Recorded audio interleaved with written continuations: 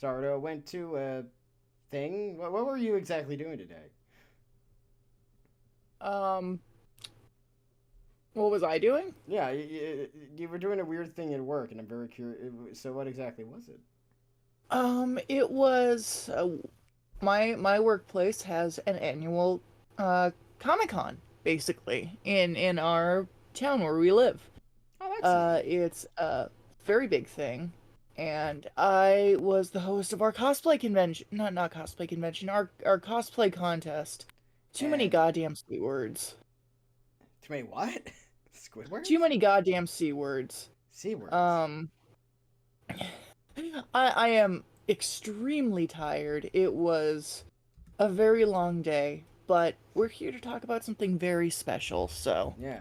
For I'm once, we're gonna logically and honestly do this, Joker. Yoka. We're sorry. We've been doing that for months, and it's gonna stay forever. We're What not. what's what's the topic of today's show, Joker? Well, first things first, Morgana. We should introduce our host. I'm Stross. The other one is Sardo. He's the taller skeleton of the Skeleton Yes, I'm Crew the big one. podcast, which you're listening to. Yes. But today we're doing a bit of a different episode, Mm-hmm. which is only because number one, first and foremost, it's because of something we did together as a duo. It wasn't planned that way, but it ended up happening that way. It's just sort of how the wheels met the track. It's how the cookie crumbles, Joker. It's just how it is. But yeah, so we're talking. This was actually also your idea, which Yeah. was but interesting. This wasn't me. I just really liked the idea of it. So it's like, well, now it's happening. This is sort of the post we finished playing Persona 5 Royal as a duo. Our our technical let's play as a duo. How did it The feel? the P it was great. Our very first like all the way through Let's Play and the Oh, P5 Post-Mortem. yeah. Look at us. Look at us. This is cool. This is really cool. This is great. This is great, Joker. So, Persona 5 Royal uh was something that you've played before. Yes. So let's do it like this because I'm not gonna lie. I've technically planned this before the podcast ever happened in case I was ever on a podcast about it. Oh, hey. So first things first, let's explain our relationship to Persona 5 pre-playing it. You want to start Mhm. us off or should I? Oh, go ahead. Well, okay, so the funny part for me is I think you and I have one thing in common, and that is the two of us both at prior to 2020 never really played a Persona game. Not like took any pride in that, but kind of was like, "Oh, look at me, I never played it." It, it's just sort of how it happened. Yeah, it's one as despite being nerds on the internet, you will always have like a weird gap in the things that you've done or Hmm. seen that just kind of comes with the turf because Yeah. you can't be everywhere, and if you tried you would not be unable to do it because you are a finite human being with finite resources Yeah. or skeletons like us. Hmm. Very important, we're skeletons. Okay, what you see is what we do every day. Like the time when we were in a lab, that lab is real, somewhere under the state of Maine. Oh, not Maine. That's a scary thing Stephen King made up. That's not a real place. No state has traumatized a man more than the state of Maine. Somehow, I've been to Maine. It's not that bad. But All but lobster though. we've yeah.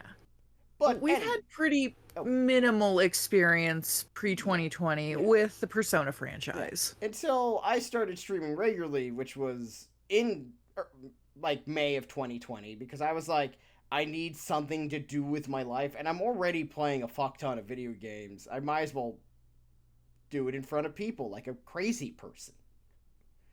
And so I did. And I've been very consistent for 3 years now, which is really You've weird. kept at it. Yeah, I know. And my audience has grown by 2.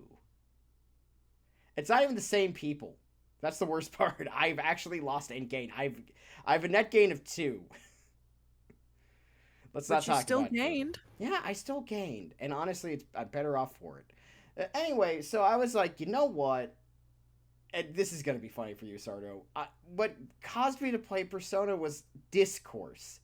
Like, every so often, discourse would start in one of the Discord servers that I am in, and I'm like, damn, what is all the fuss about? I feel like I'm that bit from the Boondocks, but I can't really say the whole thing. Yeah. You know which one. I'm not I understand. I am not. I was never and never will be able to say certain words, and that's okay. But I was like, well, what causes this? And so I did. And then after I was done playing it, I'm like, I get it. And now I'm part of when the discourse starts up in the Discord server. Isn't that a joyous thing? It is, and they're fun discussions. Now, how about you, El Sardarino, master of magic and magnets? How do they work? I still don't know. Actually, no one knows. That's the funniest part. But I was also not a big Persona person. I was a Persona non grata, I guess. Ooh, I love it. I like that. But before, you. I mean, I thought that up all by myself. Oh, you're a clever lad. Look at you. But I'll be real, you doing the Persona games was kind of what got me more into it, because like I've always been on the relative like periphery of Persona discussion. Like I can recognize the characters, you point one out and it's like, yeah, that's so and so. Yeah. And like I get the basics of it. I read the Hi, I'm Daisy comics for Persona 4, of course, like everybody else. And you know, I enjoyed what little I saw of it. It's like, that looks like an entertaining game with some interesting characters, but really not a whole lot beyond that. Mm-hmm. Mm-hmm. And basically me too. Like, I would see art occasionally, blah, blah, blah. I'm like, oh, this character looks neat. Yeah. And then after playing, so basically, I guess what I'm trying to say is that, hey, this is neat. Yeah. This is Lanito. And then I decided to, well, yeah, 3 years later, I've played all but, like, a couple of them. It's officially going to be 2 spin-offs currently, because I'm playing Tactica. It's going to happen. I'm going to stream it. All right. Because it's a tactics game, and Persona, it's like, I built my channel on this shit. Of course I am going to do it. That's your bread and butter. Yeah, it's my bread and butter. I have to. But it's just like, it's that and the first game. So I've played all but literally one mainline title, and I promise that I will play one under the grounds that it's the last one that I play. Yeah. Until Persona 6 comes out, or after, depending on which one happens first. Out of order because you're a rebel. Damn straight I am. Also because one's considered the worst one by basically everybody. Yeah. Of the main line. Spin-offs is a different story. But yeah, so your first experience proper with Persona was Persona 4 Golden. We should start off for that. Mine was Persona 5 Royal. But I have since played all but one in the Q games. So most of it. So going into Persona 4 was really fun, and I played that earlier this year. And you were on some of those streams because you could. Yeah. And we had a great time. It was I really enjoyed it. It was the debut of when we started becoming the Skelebros, actually. That's the fun part. That is awesome. I remember, yeah, because that was kind of like part of your grand unveiling, wasn't it? Yeah, it was the grand unveiling was at the start of that. You were so happy with it. You were like, oh, this is the best. It was delightful. I was so happy. You have like a great avatar. I'm so happy with the skeleton design. But anyway, jokes aside, that was sort of your first experience, and mine was streaming it for the first time, going in basically cold. Mm-hmm. No idea what was going to happen. And then I have since played technically through the game through Persona 5 Royal 3 times, sort of. Wow. Well, okay, Mm-hmm. there's a reason for one of those playthroughs because I was going to do the whole thing. I missed the Royal content, the new content. So I saved over that save, not knowing what I was doing. Mm-hmm. So I had to be. So I wouldn't really call it a full playthrough because I skipped a lot of dialogue. I hit that skip button. I'm like, don't need to do that. And you know what's funny? You know how much faster it was to go through it a second time? Okay, so Sardo, how long do you think my first stream of Persona 5 was? Uh, Hella fucking long. You're correct. If you want to guess hours, here's a hint. It's not longer than 12. 8. You're close. It was 10. It took Damn. 10 hours to get to the first boss. Fun fact for everybody. Second time going through it, without, it being a stream, so there was no one needing to pay attention to dialogue, 2 hours. Oh, wow. Well, yeah, also I went in with overpowered weaponry, so it was just like, and this gun that I have. Pew, pew, pew, pew, pew, pew. You're a nerd, you're a nerd, you're a nerd. Yeah, the second time around, I went in with the most bullshit persona I could because, like, fuck it, this game is long enough as it is, and it's long.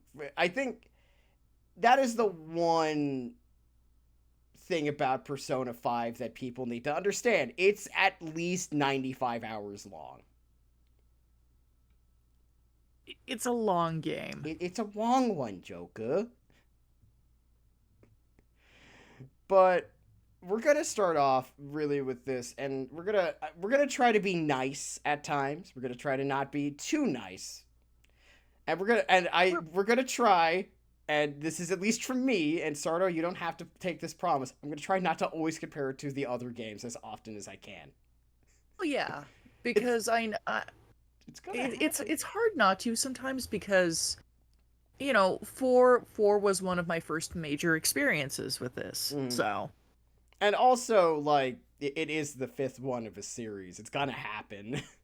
Yeah, and like today is not about trash talking Persona 5. Quite the opposite, actually, at least the way I see it. Oh yeah, absolutely. We're gonna be nice in the sense that this is not gonna be a podcast full of us just trashing it repeatedly, being like, oh, this is dumb, it's stupid. It's not gonna be the Black Butler podcast. No, it's not gonna be the Black Butler. I don't know. The Burn the Witch podcast was us being like, I don't understand what happened. Help. I read this whole thing and I'm confused. Thankfully, no. This is going to be closer to, I guess, really our last podcast episode, or really any of the other ones. If anything, it's going to be the most closest to Neil Breed's Pass Through. Yes. Unintentionally. Actually, technically, this is the reason why we saw that movie. It's true. This was... But Stross, before we get into our own personal opinions, you want to give the audience like a quick lowdown on what Persona 5 is about. So Persona 5 is much like the other 3 modern Persona games that are currently out. Persona 6 does not exist yet, as far as we know. We know it's being developed or something. There have been supposed leaks about it, but nothing concrete besides the idea that, of course, they're going to make another one. Why wouldn't you? You just got off your most successful one. Yeah. But Persona 5 is the story of... We're going to just be calling him Joker because it's the only one where they give him a concrete name to call him in dialogue. Yeah, and... Oh, yeah, we're gonna find an explain about that. I can't stop myself. I'm sorry. Oh, you Don't apologize. You're fine. If people who just listen to our podcast and never watch my streams, you're gonna finally figure out what the fuck that's about. You're gonna finally understand what the Morgana voice is and why. Understanding is coming. But yeah, so Persona 5 is the story of Joker after helping a lady who was being accosted. Because I too have a word of a day calendar. Not really, but I like to say that I do. Gets sued for assault because the guy he happened to stop was a dickbag. More on this bald jerk later. Trust us. But eventually, he is due to being stigmatized as a criminal, and this is Japan where it's a bit different than it is over here. It hits a little harder over there. Yeah, your rep is a lot more important in the Nihongo than it is here in the United States. Where having saved someone, but like beating the shit out of him would probably get you a lot of props. But like whatever. I know people have been arrested for just showing up at a protest. Yeah. So it's like I don't give a shit. But in Japan, it's a bit different. So it forces him to go to the glorious small town of Tokyo. Actually, it's my favorite thing to point out is the start to Persona 5 and Persona 4 are just the inverse of each other. I don't know why it's just weird that way. So he goes to Tokyo where he meets up with a man named Sojiro Sakura, and he has to stay with him for a year while he's on probation. And that's how the game starts. And we're not going to get into the details. Basically, due to otherworldly shenanigans, he gains the power of the wild card and gets his persona and fights against evil at increasingly ridiculous levels, actually, when you think about it. But it gets pretty absurd. It gets a bit absurd.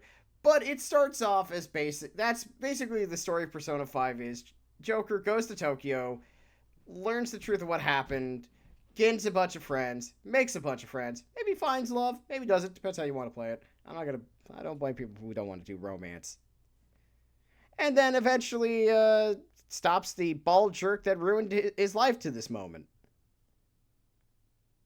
That's neat. Pretty good summation, yeah. Good for him. And then eventually discovers that there's an evil god involved, and you fight God. Sort of.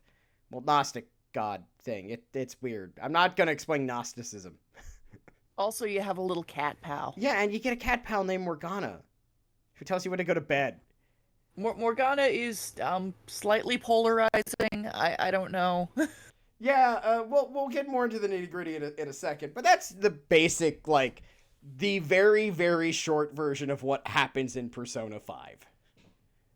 Other stuff happens in the middle there, but we're not going to get into that. I mean, we are going to get into that, but yeah, not right away, because that's a lot. So, basically, Persona 5 is the story of being the underdog fighting against the man. And its main theme is the idea of rebellion, because each modern Persona game has, like, a overarching theme that governs how it's written. Persona 4 is about the truth, or truthiness. Yes. Because I want to quote Stephen Colbert, apparently. But yeah. But it's rebellion, it's striking out against society and conformity, and I mean, it's about truth in its own way. It's about truth to yourself. That is what Persona 4 was about, but also it's technically what it's about here too. But true to yourself in a different way. Yeah. And it's cool, and it has jazz. It's an extremely aesthetically cool game. Yeah. Without anything else, like, I think that's a big part of the reason why it was so successful is because this game just looks fucking cool. Yeah, if there's one thing Persona 5 did very well was being cool and looking cool and doing cool things. Even if that wasn't necessarily the right decision all the time, it is what it did. Yeah. Everything about this is neat. So, I guess what we should really do is go arc by arc real quick Mhm. and actually get a bit into the nitty gritty. So the game starts off, you end up going to a new school called Shujin Academy. Shujin Mhm. Academy will end up, by the end of this game, somehow having arguably the best teachers in the Persona series, Yes. which is incredible because it starts off with a sex pest. Mhm. I want people to understand. I have played three modern Persona games, and I could say, by terms of teaching acumen, somehow Persona 5 is the best. And also, on that note, quick content I warning Oh for yeah, anybody listening. content warning. Just Um, as a warning, this arc especially. there is talk of suicide, there is talk of really horrible things of a lot of different varieties happening to young people, caused by people who should be protecting them, who have authority over them. Yeah. Mainly Specifically, sexual and physical abuse by a yes, teacher. yes. We want that to be abundantly clear. It's never really gone into exactly what, well, except the physical abuse part. That we don't They see that directly. eh, they don't spell it out, but I mean they paint it in pretty broad brushstrokes. You It's you know what's going on. it's implied in the way that you would figure it out if you understand what is happening. I think that's a good way to And say it. I think they make it very, very clear. I think you have to kind of actively not be paying attention You have to to understand either what's going actually not on. be paying attention or just not get it.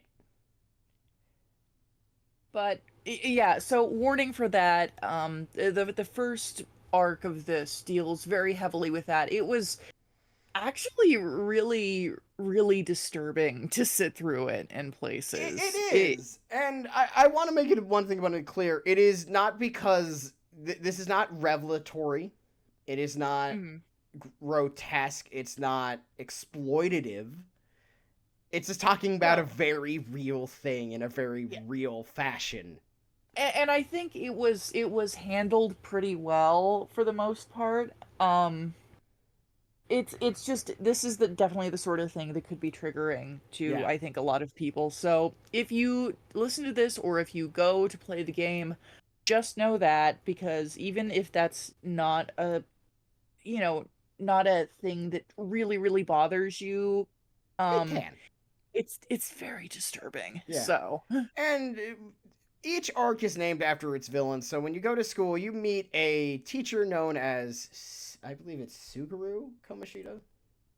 yeah, yeah, Suguru Kamoshida, Suguru Komashita is the volleyball coach. He's former Olympic athlete, yeah, gold medalist. he's very very big, like almost comically large. Yeah, he's a big dude. I mean, which makes sense. As someone who's a former volleyball player, a lot of like high level volleyball players are like 6'4". Hmm. So him being large makes sense. It's just that he also has a very large, like trapezoidal chin. He has a very distinct jawline. Yeah. It's Bruce Campbell-esque. Which is mean to Bruce Campbell. He would kick his ass. Yes, Bruce Campbell seems like a lovely Yeah. person. Bruce Campbell, on the other hand, who's a lovely person, would beat the ass out of this guy. But basically, you end up sort of running afoul of this man because he's a dick. Hmm. And I would say a very realistic asshole, where it's just like he knows he's an asshole and doesn't care and knows he can get away with it. Because he's kind of a golden boy. He's got a lot of power. Yeah.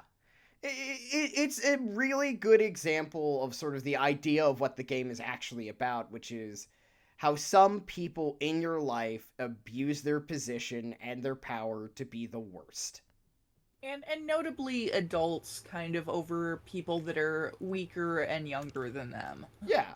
And it sort of like hangs over the first part of the game. And I will say, for better and worse, this part is very slow because it's the opening.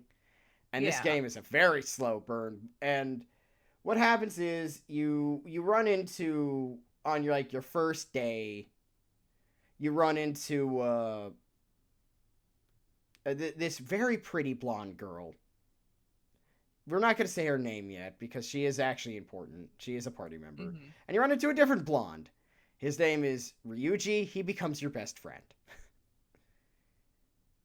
Ryuji's a good boy. He is the very stock dumb best friend that is so the flavor of Persona and its kind of party. Yeah, He's your dumb best friend. he's your dumb best friend. More accurately, in the case of Persona 5 and 3, definitely the dumb best friend. 4 has Yosuke, who is not nearly as dumb as Ryuji, let's be real. But he's dumb in different yeah, ways. he's dumb in different ways. But the difference is Yusuke, on the other hand, is the not Yosuke. Yosuke. God, why did they put two characters with the difference in their name is literally a letter? God, I wonder if this is as big of a problem in Japan as it is in the States. Good question.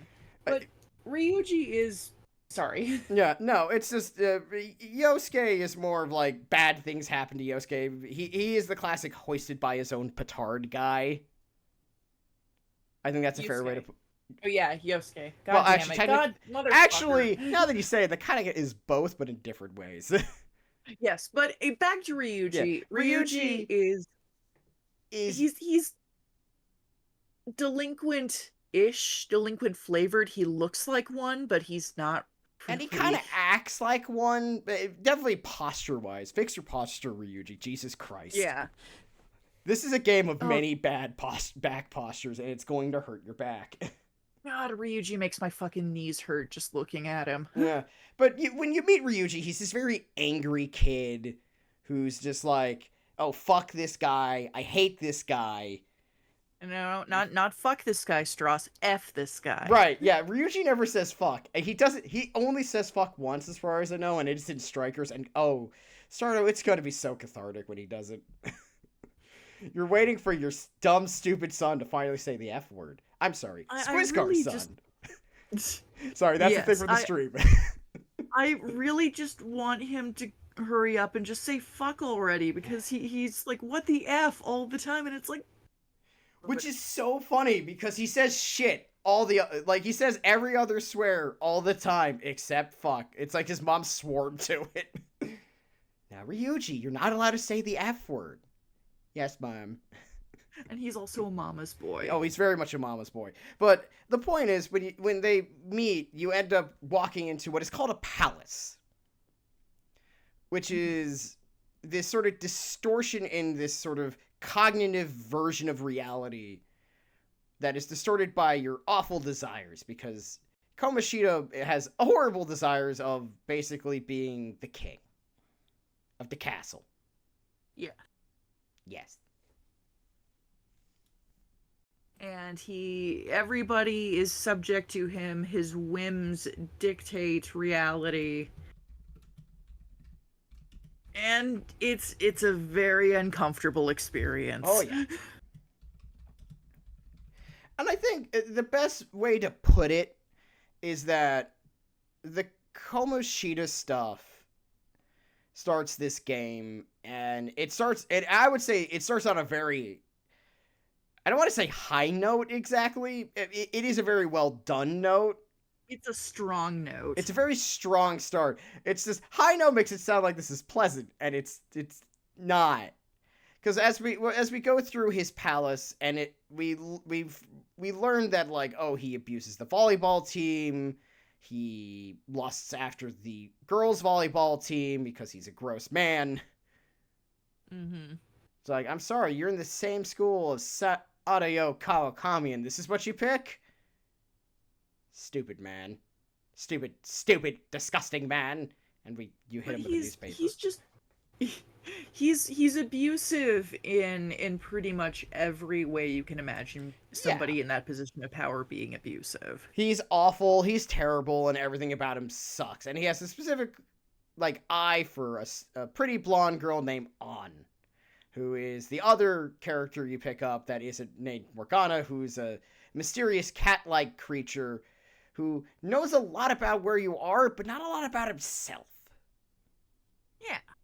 And then eventually you go through his palace and you discover he is horrible. He keeps abusing the volleyball team. Like, every member of the volleyball team you meet looks like they got the shit kicked out of them. Which is like, huh. No one? We're all just gonna keep blaming. Okay. And even the teachers are afraid of Kamoshida, and okay, basically we should mention beforehand, before we continue with that, why that's the case. He is, first things first, he's an alum of the school. Mm-hmm. And he also is he's very famous because he was part of the Olympics gold medalist winning volleyball team. So he's famous. And he brings the school a lot of money by being famous. And Yes. also the principal who looks like an egg knows this fact. I'm the president of the school. I'm the president of the school. I look like an egg. He does look like an egg, though. It's just how he's very shaped. much. He's bald and he's shaped that way. That's not our fault. Humpty Dumpty looking ass. Yeah, he really is. But anyway, continue with your thought. But no, proceed. I was done. Yeah, basically, as you're saying, all the teachers are afraid to, like, stop him because it's like, it probably means you're getting fired. Yeah. And that doesn't look good when you're trying to get work again.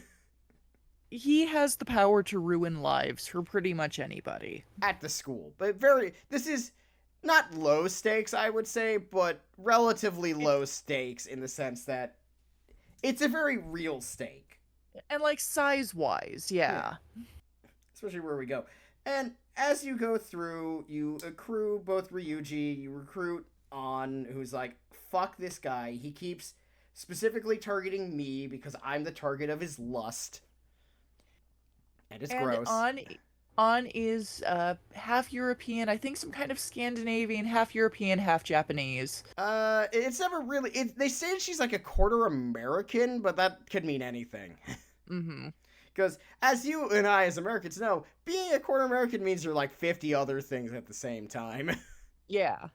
But she's blonde, yeah, she's biracial. Yeah. And very much so, because she's very blonde, she's very blue-eyed, and it's like natural blonde, too. Mm-hmm. And actually, this is very distinguished from, say, like, Ryuji, who's like much more like, his hair is more yellow colored to really like help distinguish the fact that one of these two is clearly like dyeing their hair a certain way and the other is very much not. Yeah. So yeah. And you go for it. You get these people into your party, and you're basically trying to use this newly discovered palace thing to figure out, okay, how can we stop Kamoshida? Because An has a friend named Shiho, and I don't think Shiho is just a friend. Neither of us do. She and An have some pretty heavy kind of gay vibes going on. Like they're kind of into each other. But Shiho is also targeted by Kamoshida, and Shiho is also on the volleyball team. And she's really trying to hold on to her place.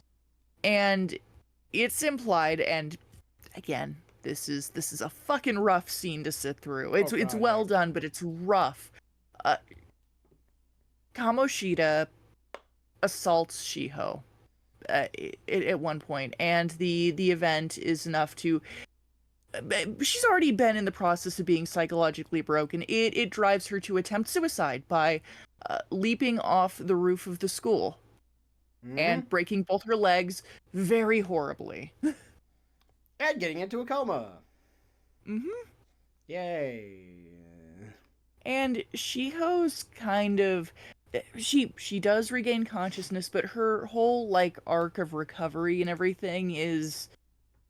I feel like very realistically handled, in that she doesn't just magically get better once you defeat Kamoshida. She has to go through recovery for, like, snapping both her legs, and she's kind of fucked her sports career. Like, it is... And it is stated in the game. You never really see this part, only because, I mean, it would be kind of weird if you did. Yeah. Because you have to remember you're playing Joker, and you two weren't friends. You never really got a chance to talk to each other. I'm sure you would have been friends, but You just don't know her very yeah. well. So you get a lot of it from An, who is her bestest friend forever at the very minimum. Best friend. Bestest friends forever. Ubu. But yeah, she relays like, yeah, she's going through like physical therapy, learning to walk again. It is like, and she says it's rough as fuck. Mm-hmm. And what happens is, but that's a bit later. But at the end of all of this is the quartet of Joker, on Ryuji, and Morgana go like, we are going to take this guy down, fuck this guy, and so they do, and by stealing his treasure. Yes. So the treasures are because you're thieves, you're phantom thieves. Ooh, spooky. Mm-hmm. And you steal treasure from the palaces, and in this case, Komoshida's is his gold medal because he's a narcissistic dick.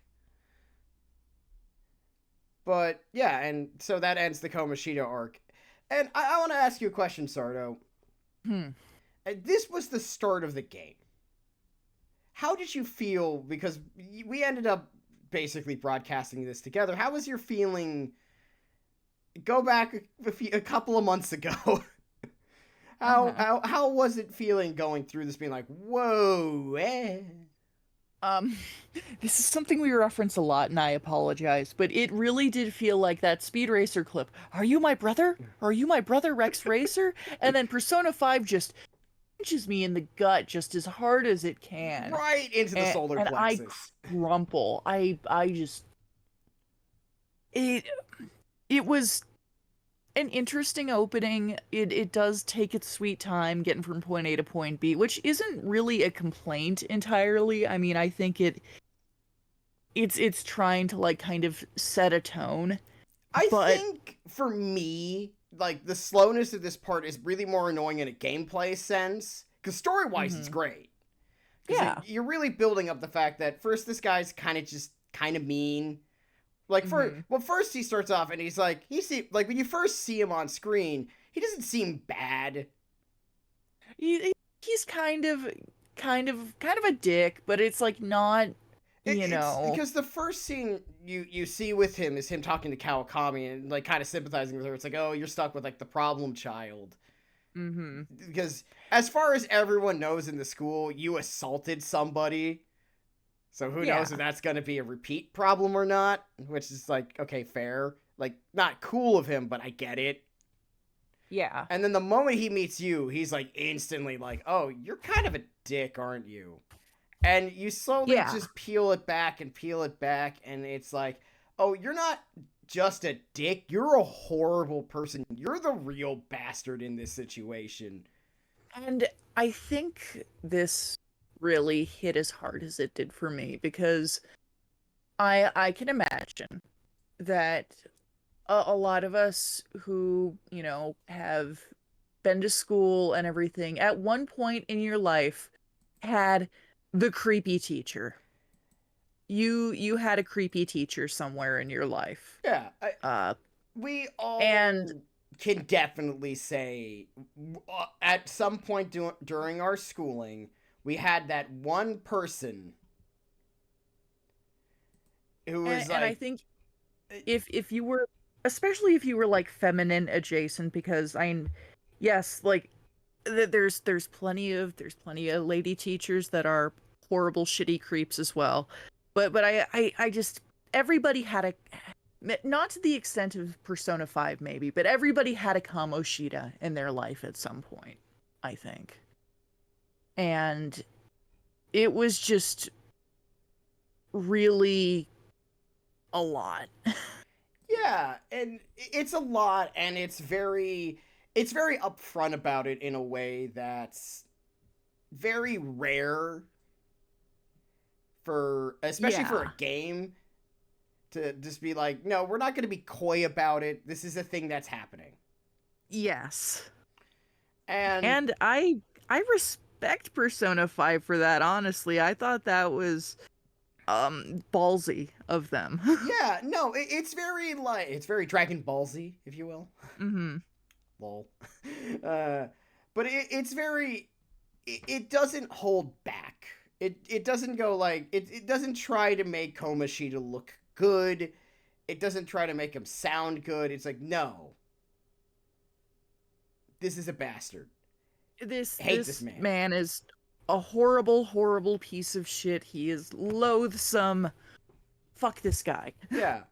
And what ends up happening is you end up by taking his treasure, he starts to feel guilt because you basically take the source of his desire, so he must confront what he has done. And then he basically turns himself in. Yeah, and he tries to, I think, well, he tries to kill himself. He makes like threats of suicide, and then he turns himself in. Well, And to be more accurate, he's basically about to commit seppuku, the ancient art of Sudoku. I had to get that out. But he does it because An yells at him, being like, "You fucking prick coward. You suck." And he's like, "Shit, you're right." And the whole thing of kind of this is going to go towards the little bit of criticism I do have for Persona 5. The way they treat An's harassment in the first part of this game is very well done. Mhm. I think it's very to the point with how it makes her feel, the helplessness that she feels, and it's treated with a pretty decent amount of respect. And then the game kind of pisses that all away with some of the other stuff. Yeah, one of the. But anyway, we'll talk more about our criticisms later. This moves into the Madarame arc, where you discover after learning about Mementos, the fresh maker.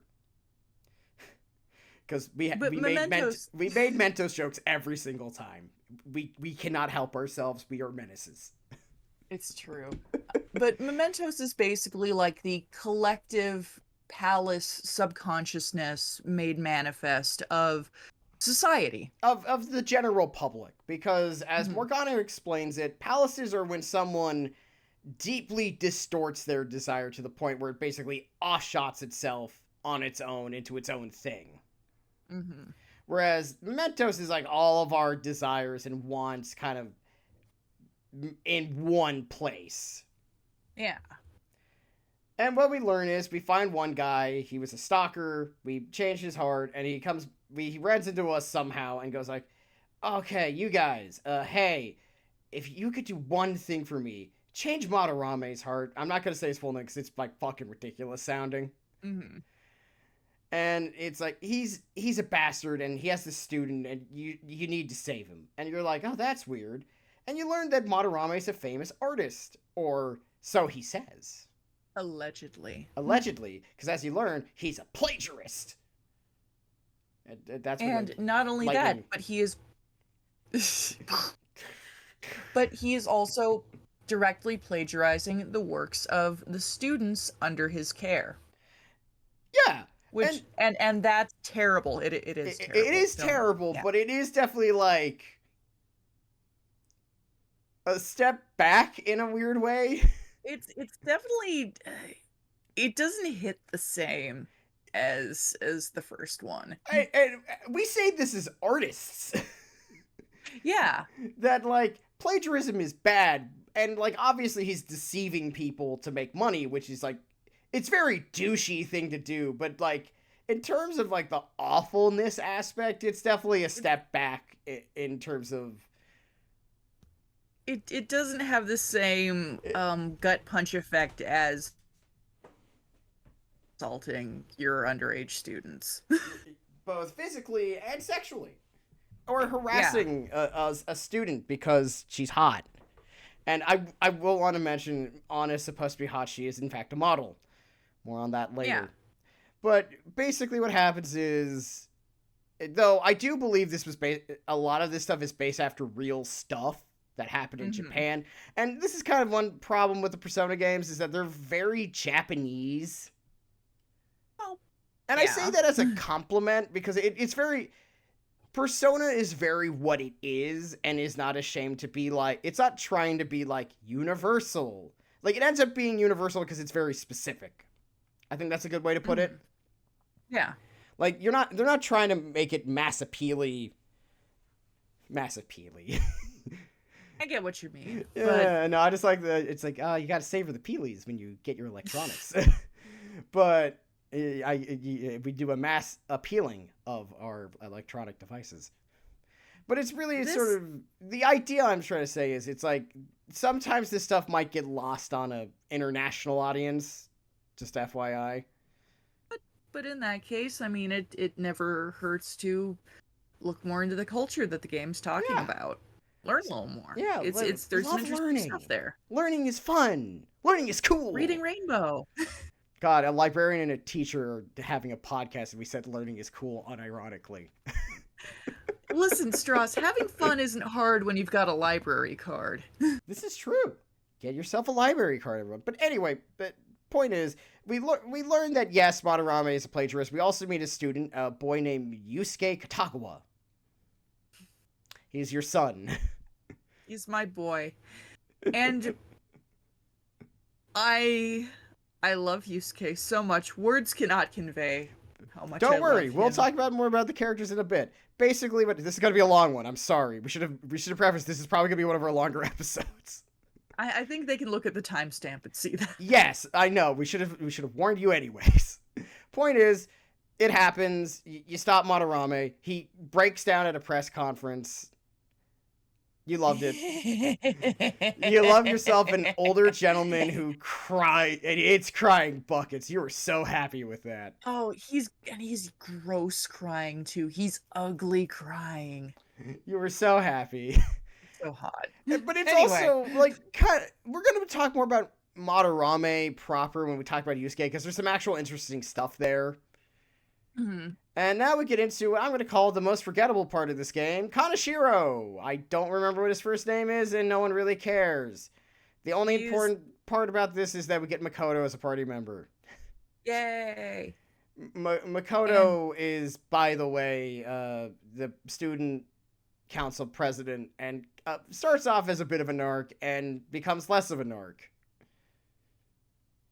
Oh, Stross, you cut out. Oh, I did? Maybe if it was just for you. Can you hear me? Hold on. Anyway, like I was saying, it was, the best way to put it, Makoto is the student council president. She's a bit of an narc when you meet her, because she's working for the principal, and she's trying to do good. She's a goody two-shoes. Her heart's in the right place. And basically, what she's trying to investigate is, like, a bunch of students of Shujin are being, like, exploited financially, and it's, like, kind of weird. And we discover it's, like, a little drug ring hosted by this gang. They're not supposed to be Yakuza, specifically, because Yakuza don't deal drugs. Mm-hmm. So they're, like, this, like, low-level gang who make a lot of money. And they're basically run by this guy named Kaneshiro. He's so incredibly boring that I don't remember what his first name is. I could look it up, but I don't care enough. I think it's fair to say this is the most forgettable member arc of the entire game. Even his palace is boring. Nobody gives a fuck about Kaneshiro. They really don't. The only important thing is you get Makoto here, and you stop this drug ring. And start making a name for the Phantom Thieves. This is also one of the many times where An and Ryuji get you caught as Phantom Thieves by someone else, because they will... For some reason, they love talking about this shit in public. Loudly. Loudly in public. And, yeah. Then we move on into what is summer vacation, and we get a break from strictly, like, bad guys, and we get into a bit of a different bit, as our next palace owner is a girl named Futaba. Yes. Football soccer.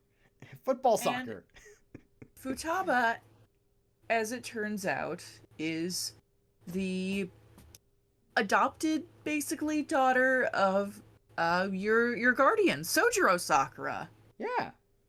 And she has some problems that she wants you to take care of, because you're being attacked by this hacktivist group called Medjed. They're like, we're after you, Phantom Thieves. And we're like, what do we do? And she's like, in the guise of Alibaba's like, I can help you if you help me. And so you do. And what you discover is Futaba is basically a perpetual shut-in. Mm-hmm.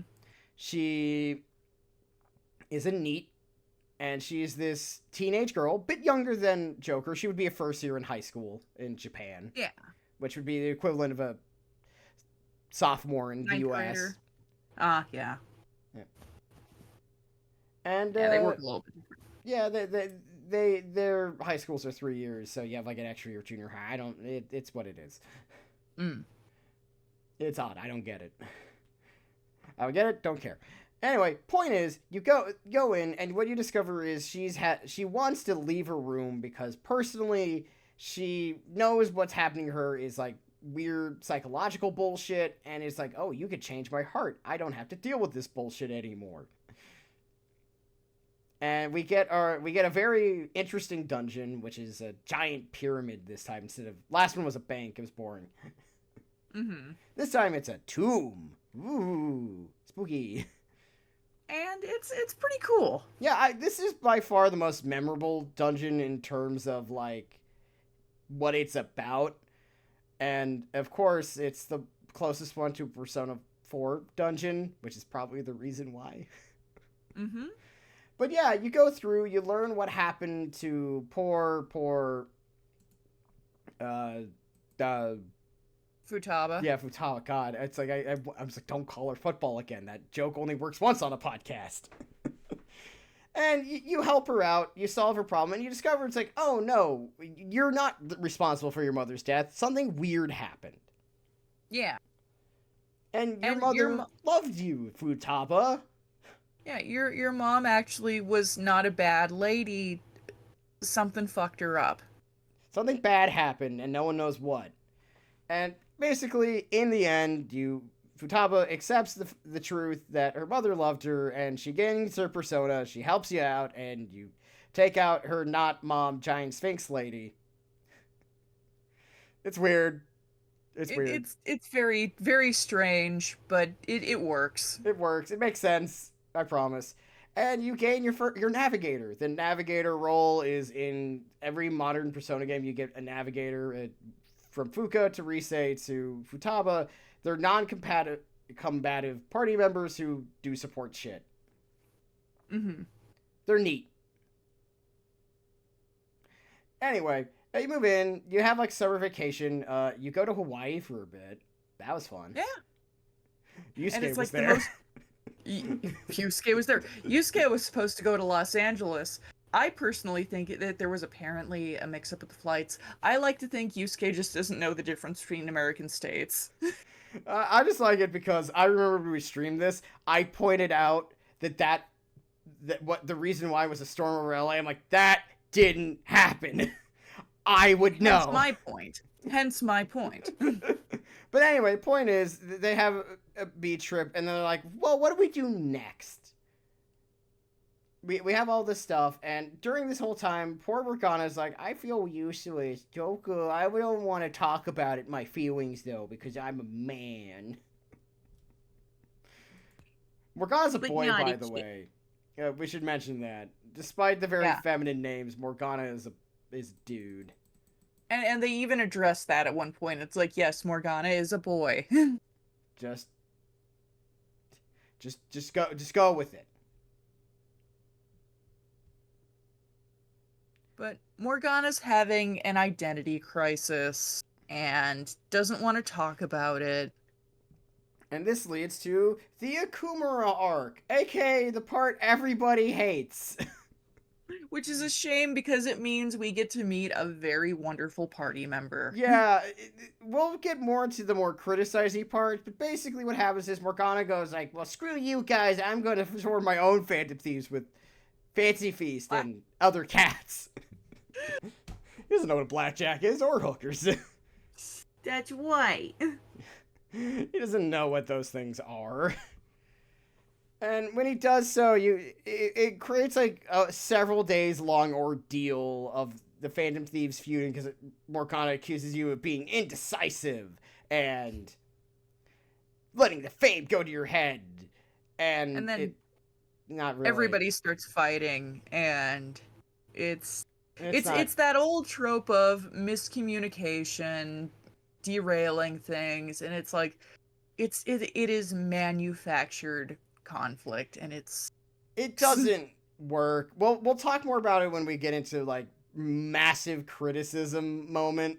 But basically, what happens is you do that. Morgana picked up a new cohort, and she is the beauty thief, or really, she's Haru Kumura, actually, the palace's owner's daughter, which is interesting. she is Go for it. sorry. Explain She is Haru. the daughter of basically the CEO of Hamburger. Yep. And she wants to change her father's heart because he doesn't treat the employees well, and she doesn't like that. But it's way cooler sounding. Also because he's forcing her to get married to a massive bastard for political gain. Mm-hmm. So we've got to save Haru, and For we marriage. love Haru, but all of it sucks. Yeah, the problem with this arc specifically, just real quick, is that they try to do two things at once and it doesn't work. We'll get more into why in a bit. But yeah, you ultimately end up going through his long moon-based bullshit that isn't very fun, with not that great of music. And you stop him, but oh no, he died. That's weird. You've been told that there's another guy running around with a black mask and he's killing people. And a little subtext to that too, not subtext, but additional. There's been this whole thing in the background of somebody making people have these mental breakdowns, making them either go into comas or like snap and freak out, and Or straight like, up die. yeah, which is what happens to Haru's dad. He Live dies on on TV. national television with black stuff leaking out of his eyes and nose and mouth. It's very metal. It's pretty gnarly. Like the mental attack deaths are fucking brutal in this. Yeah, this is not the first one, but prior to that, the principal got murdered in a similar fashion, which is really funny because it's like really a principal was in on this grand conspiracy. Yes. It's not that it's bad, it's just really funny. It's like, why is this guy attached to it? Because Exactly. you, that's why. There's be ready for that. And then what happens is you end up afterwards being, well, he's been in like the background as a side character. His name is Goro Akechi, and he is Sardo's least favorite Goro that he can think of. He is the new detective prince. Taking the place of dear old Naoto from Persona 4. Does not hold a candle. Of course not. One of these is cute. The other one is a tall, lanky 18-year-old who's annoying. But he's like, I caught you red-handed, but I need your help with something. I need you to steal the treasure of Sei Nijima, Makoto's older sister, and who has also been like in the framing device interrogating you for the whole game. You'll be very sick of that, by the way.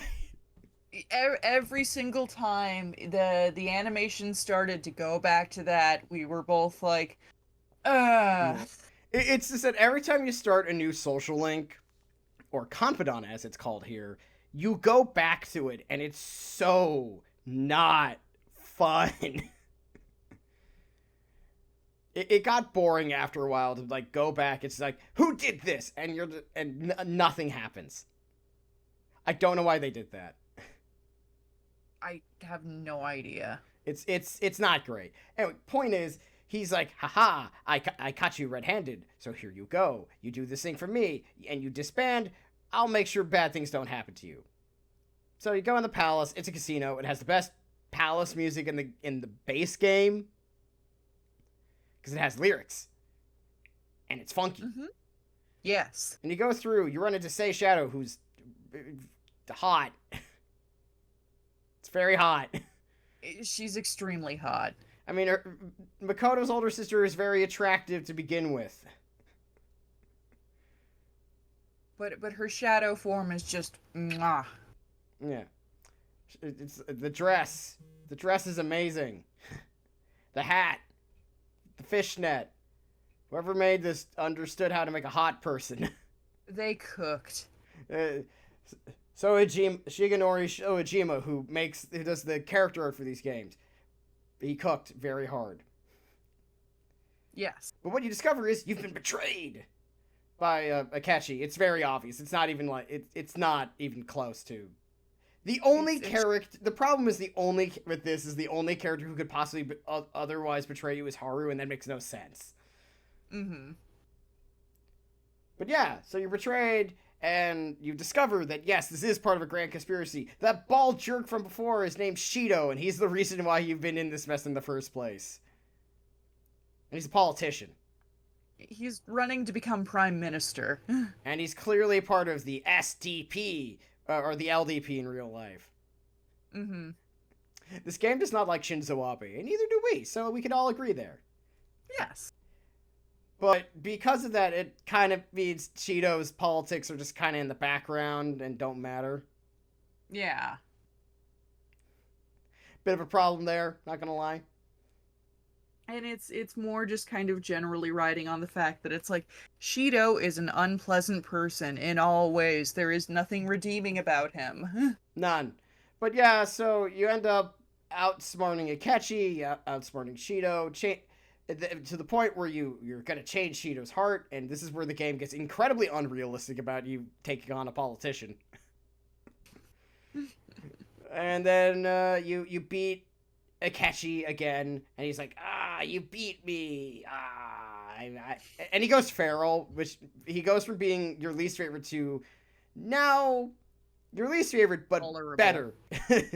Tolerable. He's a lot more fun when he goes feral. Mm-hmm. When he's a disgusting weasel boy trying to murder you is way more fun than when he's trying to pretend to be charming.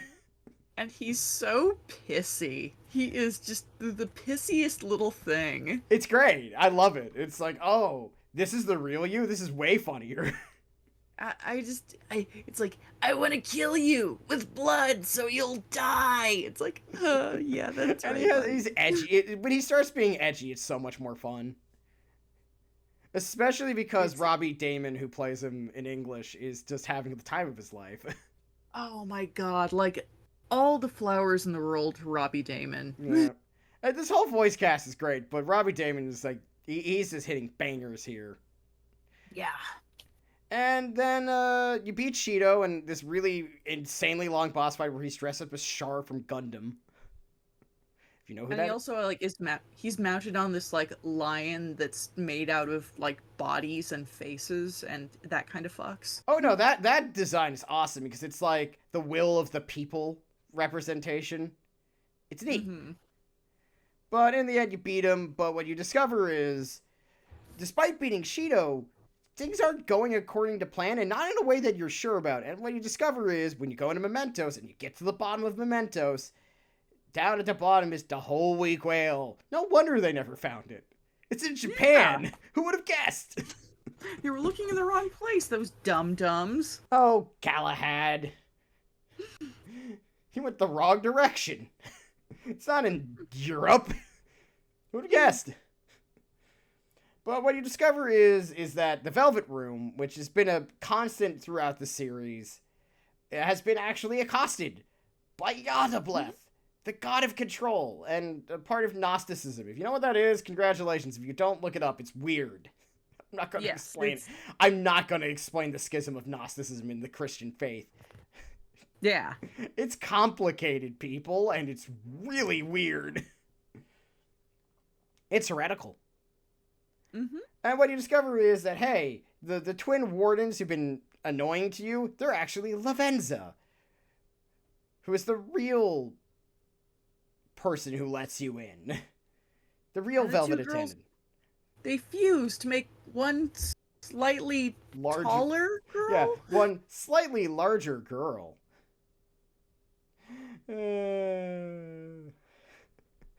But and Igor is back. This was so funny to me because you're like, I don't like this Igor. I'm like, Don't say it, don't say it, don't say it, don't say it, don't say it, don't even hit at it. Because like the whole time, the first 3 quarters of the game, he's got this very obvious weird voice changer kind of thing going on. They took an already deep voiced man, David Loge, obviously. It's very obviously David Loge. We play too much Dynasty Warriors not to recognize that voice immediately. Yeah. And he's just like, hello, welcome to my velvet room. And it's very weird because Igor in every other appearance is, hello, welcome to the velvet room. Mr. Burns. He's Mr. Burns, but good, and with a long ass nose. Yes. But yeah, we get Igor back. Yeah, we get Igor back, and it's great because he's back to normal and suddenly he's pleasant. And then we fight the God of Control. We beat him up after giving a pep speech, and that would be the end of Vanilla. We're gonna go into the royal stuff later because that's a whole new thing. Mm-hmm. This isn't like in Persona 4 Golden where it's just another dungeon they added before the final boss to remind you that, hey, yeah, by the way, the final boss exists. Yeah. So I guess we're gonna start off by let's do a complimentary sandwich. What are the things that you liked about Persona 5 that isn't having anything to do with Royal? We're gonna talk about that stuff later. Aesthetics popped the fuck off. Oh yeah, absolutely. This game, like, everyone gets a cool costume. Everyone, like, all the menus are like stylized. Visuals, sound, yeah, all of it. It's a good looking game. It's beyond good looking. It's scrumptious. And it's like, it's all art direction too, because like graphically it's nice. Mm-hmm. But it's the art direction is just top tier shit. It's beautifully stylized, and trying to think of what else. Like, I also do think that the entire cast is very endearing. Yeah, like, one of the things that a friend of mine said, and I agreed with her, is that I really like this cast quite a bit. Yeah. They're not my favorite, but, like, I think they're really good. They're really fun. We'll get more into their issues later. Their dynamic isn't my favorite, but I love them all individually. Yeah, they're fun. They're enjoyable. And also the gameplay, this is the part that you can't mention because I was the one playing it. The gameplay is smooth as butter. It's a bit easy. It's very easy to kind of like invalidate a lot of stuff if you know what you're doing. Yeah. But it is so much fun to play. All the mechanics are really fun. The confidants are mostly fine. We'll talk about those in a bit. We'll talk about those in a bit. And the other thing I really loved, so many of the Persona designs. Oh, yeah. It's so good. One of the things I really like, because every Persona cast has, like, sort of a different overarching sort of, like, theme for their personas. Like, for Persona 3, it was all, like, Greco-Roman stuff for the most part. Like, Koromaru, the dog, gets a persona of Cerberus, obviously. Junpei's was Hermes, I believe. The main characters was Orpheus. This makes a lot of sense if you know Persona 3. But, you know, you got a bunch of stuff like that. Except Isis. Isis was kind of the weird, odd one out. Unless you know about how Romans work. If you know about your Romans, you know they love taking other people's gods. They sure do. And then, like, Persona 4 was all very, like, Japanese myth. So you have stuff like Sukuna Hikana, Taka Mikazuchi, Uzume. Izanagi was the main protagonist one. Jiraiya, Tomoe Gozen, who may or may not have actually existed. We don't know. No one knows, Joker. Yeah. And this one was all, like, famous rebels. So some of them are literary characters, like Ans is Carmen. Milady for Haru, Zoro for Morgana, which is really funny for some reason to me. We're giving the cat a big buff dude with a sword. He's a healer.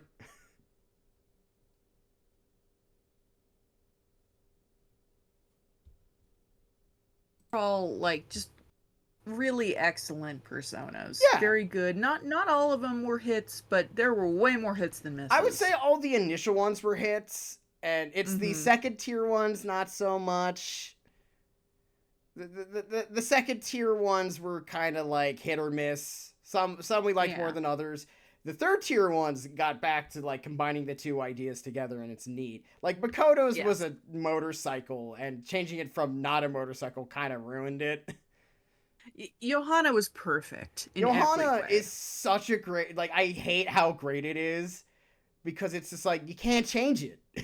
Johanna should have been her final stage. Yeah, because like everyone has this cool design, so like Makoto's whole thing is like she's a biker and she's a badass, and it's kind of Mad Maxy, and it's neat, and we like that. It's very cool. It's very cool. Also, I will be right back. Let's pause for a second. Anywho, I think really to continue onwards, like the persona designs are great. The monster designs continue to be great because they were already designed and they're already great to begin with. Yeah. And the game looks awesome. Also, the music slaps, but that's just... A great soundtrack to a Persona game is like saying you have a tasty Mexican food dish. Yeah. It's that way by default. Yeah, it's delicious already. You're not really making anything special by doing a good soundtrack. Yeah. Not because it's bad, it's just because that's normal stuff.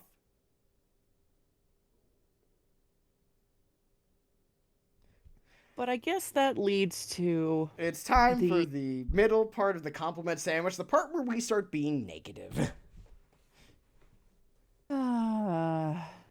Stands, this is where you stop the podcast now and wait a while.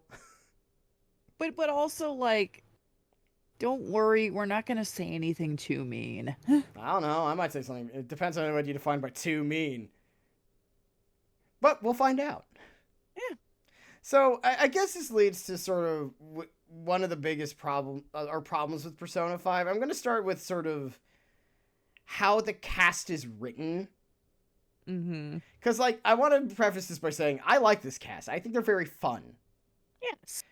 The game certainly does love making them do dumb shit. I'm not sure if you've seen this, Sardo, but it's been going around again. There was like, there was the scene in Hawaii where like, oh, An's like, I trust you guys not to do anything weird. And I'm like, yeah, I wish the writers were the same way. I feel that immensely. Like, An is a great example of kind of like what the problem with this game at times, where it's just like, her whole thing is like, she's being sexually harassed by a teacher. She can't make it stop. She's just trying to ignore it until it becomes impossible to ignore. You finally stop him, and then the game loves putting her in situations that make her uncomfortable. Yeah. Constantly. And then there's even the deal of like, because okay, a lot of the Phantom Thieves, their outfits are cool. But it's like, An's is very... It's like a skin-tight red leather catsuit. Literally. Let's be real. She's and dressed there's like a lot of there's a lot of focus on like her butt, and she has like the worst scoliosis I've ever seen in her like, Phantom Thief mode. They really sculpted that booty. They gave her cleavage. No one else really. I mean, the booty thing happens to Makoto too, but she's wearing like leather, so yeah, that's inevitable. When you decide to dress like Michelle Pfeiffer in Batman Returns, people are gonna know what your butt looks like. But they don't draw attention to it the way they do. No, they do not. And like with An, it's just like literally the next arc. They put her. They're like, you gotta pose nude on, but it's the only way we're getting in. And it's just like, we just had this discussion. And like, thank fucking God the person that she's being forced to pose nude for is Yusuke, who Tagawa. who doesn't understand. Well, I don't think he.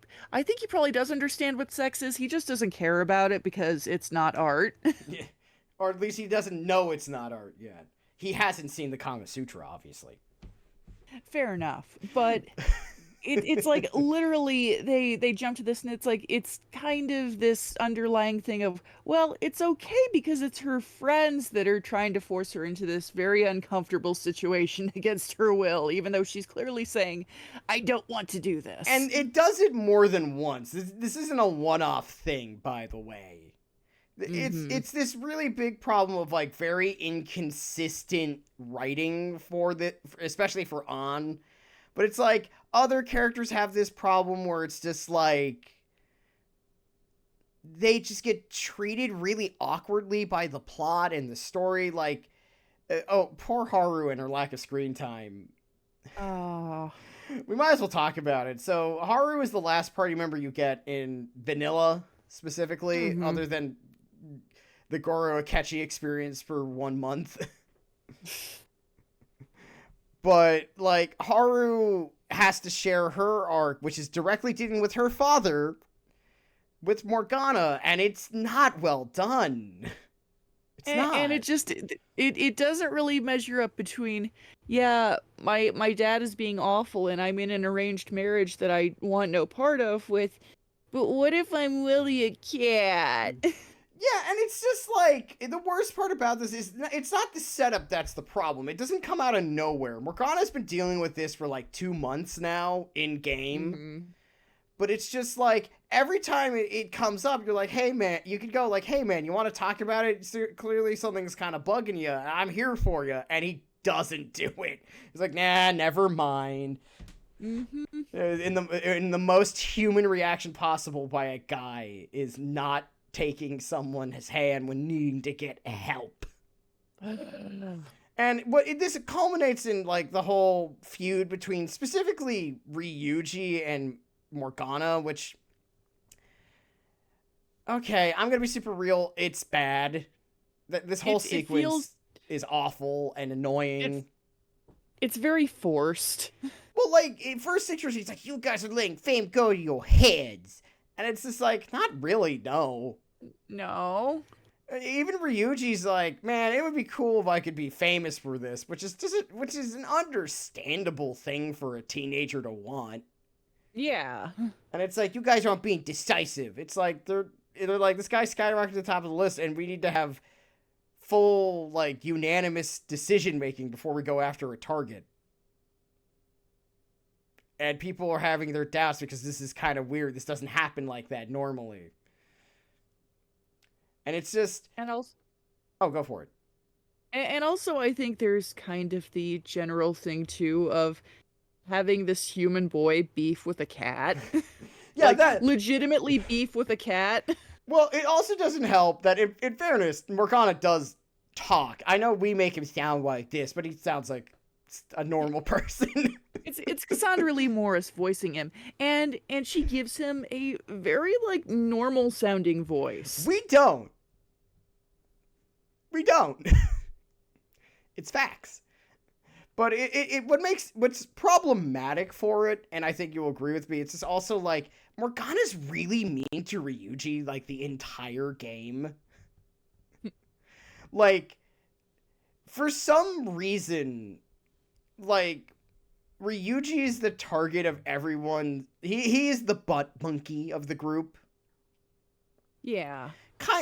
Sort of, like, in this way that, like, makes it feel like the one time, like, Ryuji really retaliates by calling Morgana useless jokingly, like, makes it feel like Morgana's throwing this hissy fit because he got made fun of one time after he's been basically making fun of Ryuji for being stupid, incompetent, dumb, bad at his job, basically the entire game. Really not work. And it's the fact that, like, we have to, like, capitulate and make Morgana feel better about himself. It's also like, okay, I personally interpret it as the rest of the Phantom Thieves being like, I don't want to deal with this bullshit anymore. Let's just get it over with. It's like, let's placate him, that the cat's throwing a fit.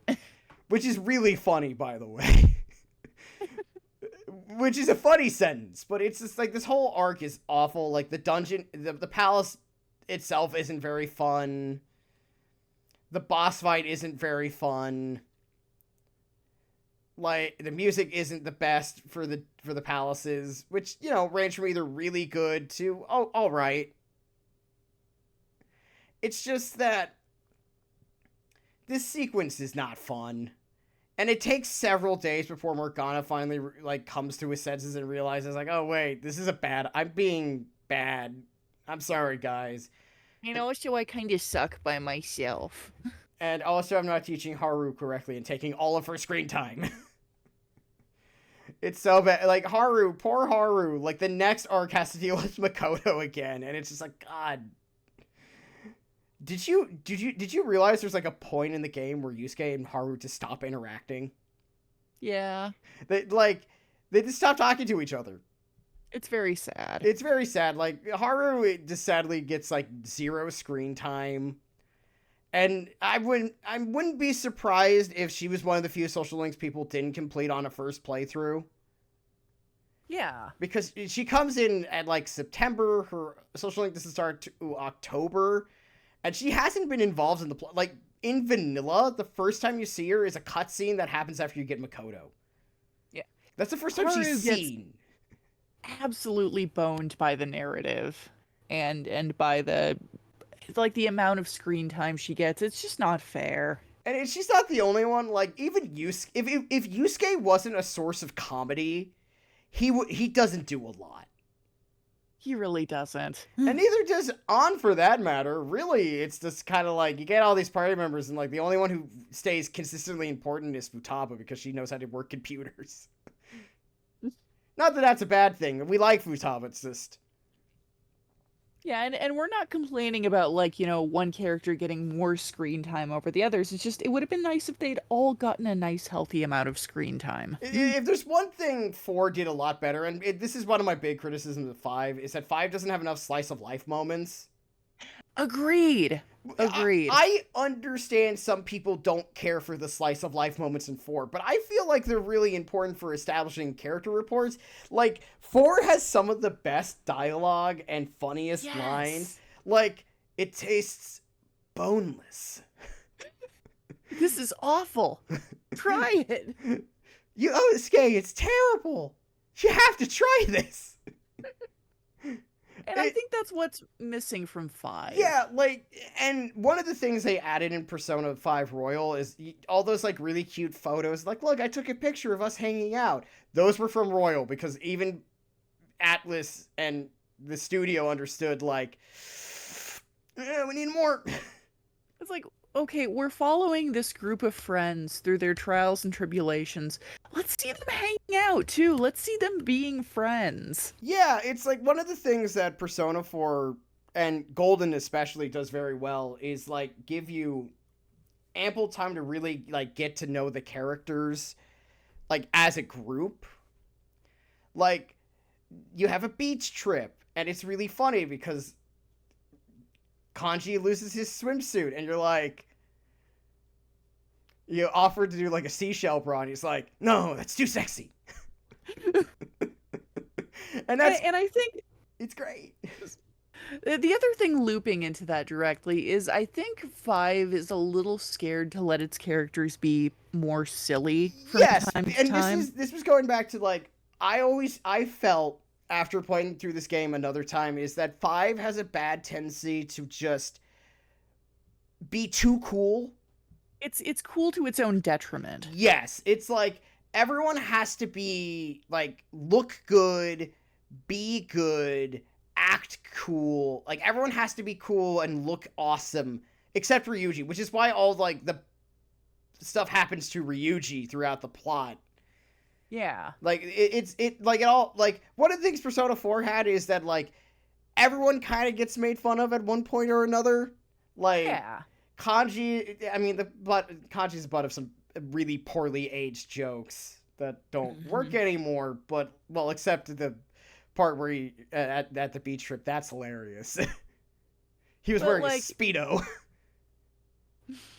but and but he lost it. everybody, you don't really feel like anybody is kind of above it all. Yeah, it's like like people like the source of comedy is a lot of like something bad happens to, usually it happens to Yosuke, but usually because he caused it to happen to himself. Mhm. Or like Chie acts like a dork and B's dumb.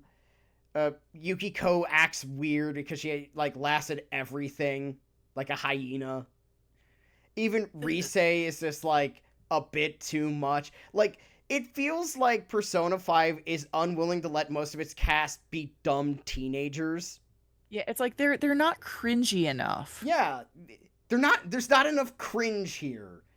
So while this They're cast is super endearing, you kind of feel like when they hang out with each other, everything just kind of goes a bit too well. it's a little too stiff and a little too like scripted.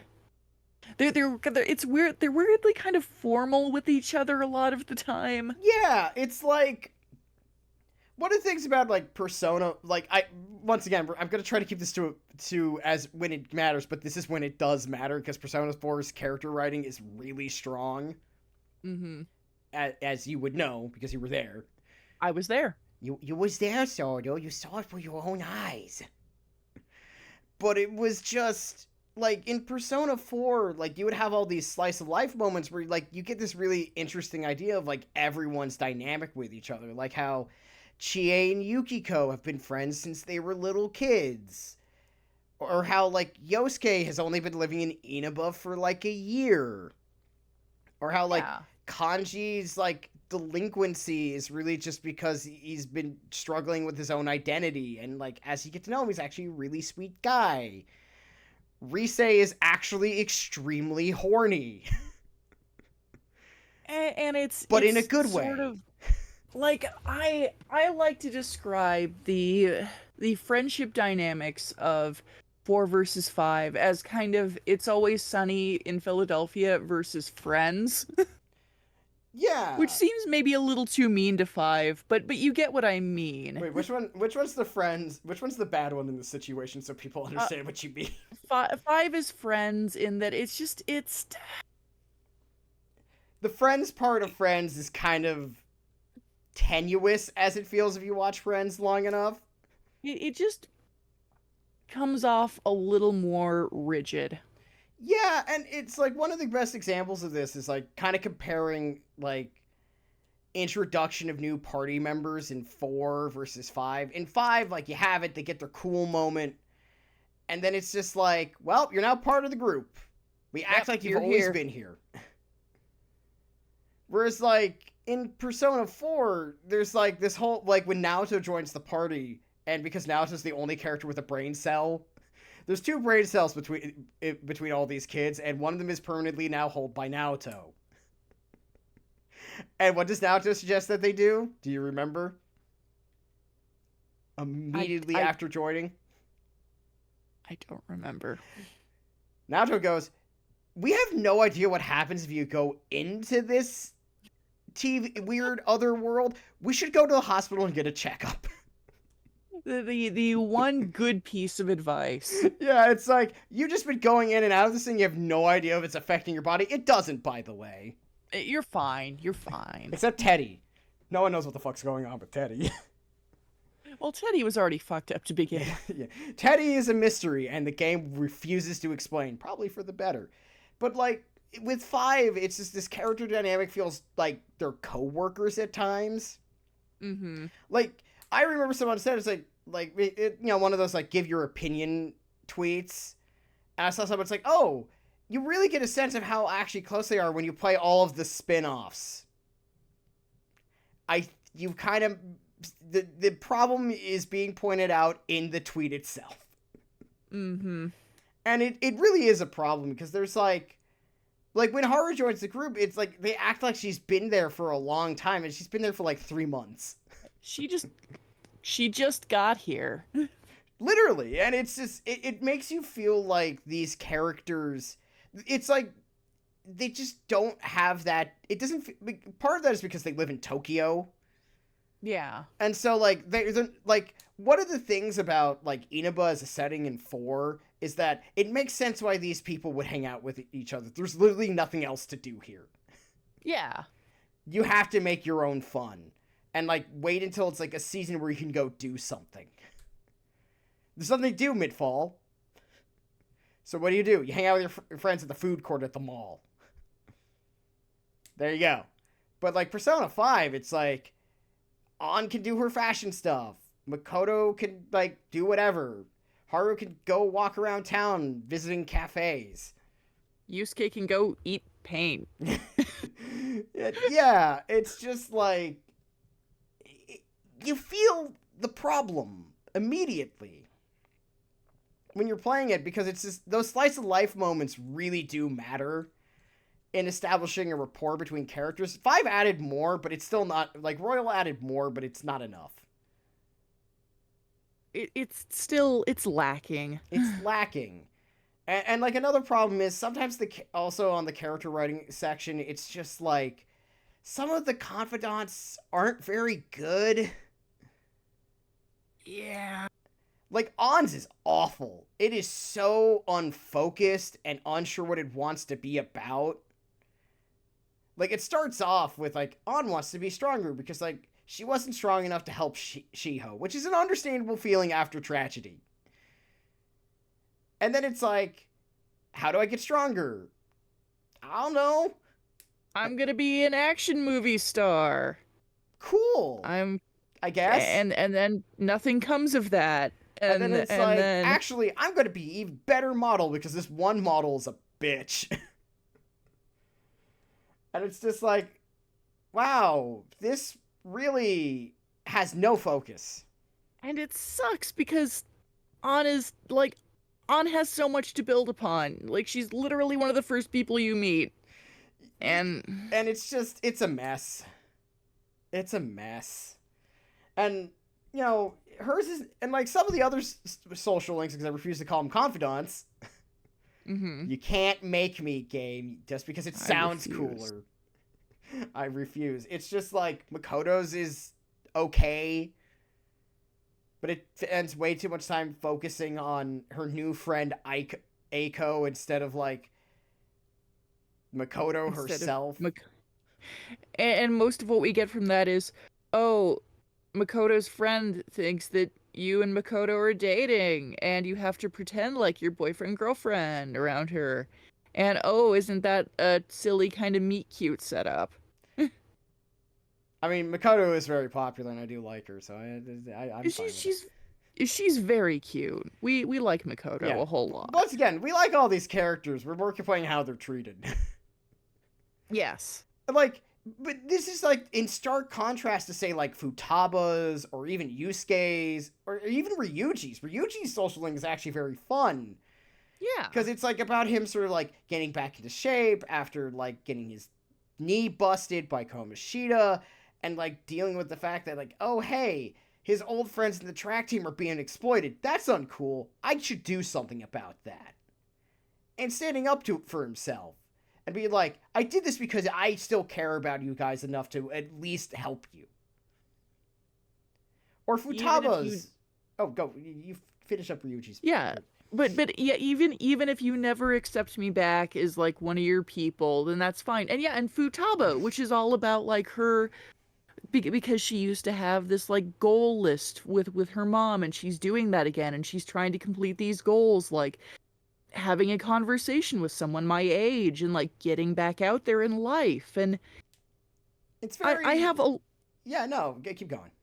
I have a lot of very strong emotions about Futaba's social link, and they are good emotions. Yeah, they're good emotions, and it's really well done because it's really like she's trying to get back out into the world and be like not a shut-in, basically, who lives in like garbage.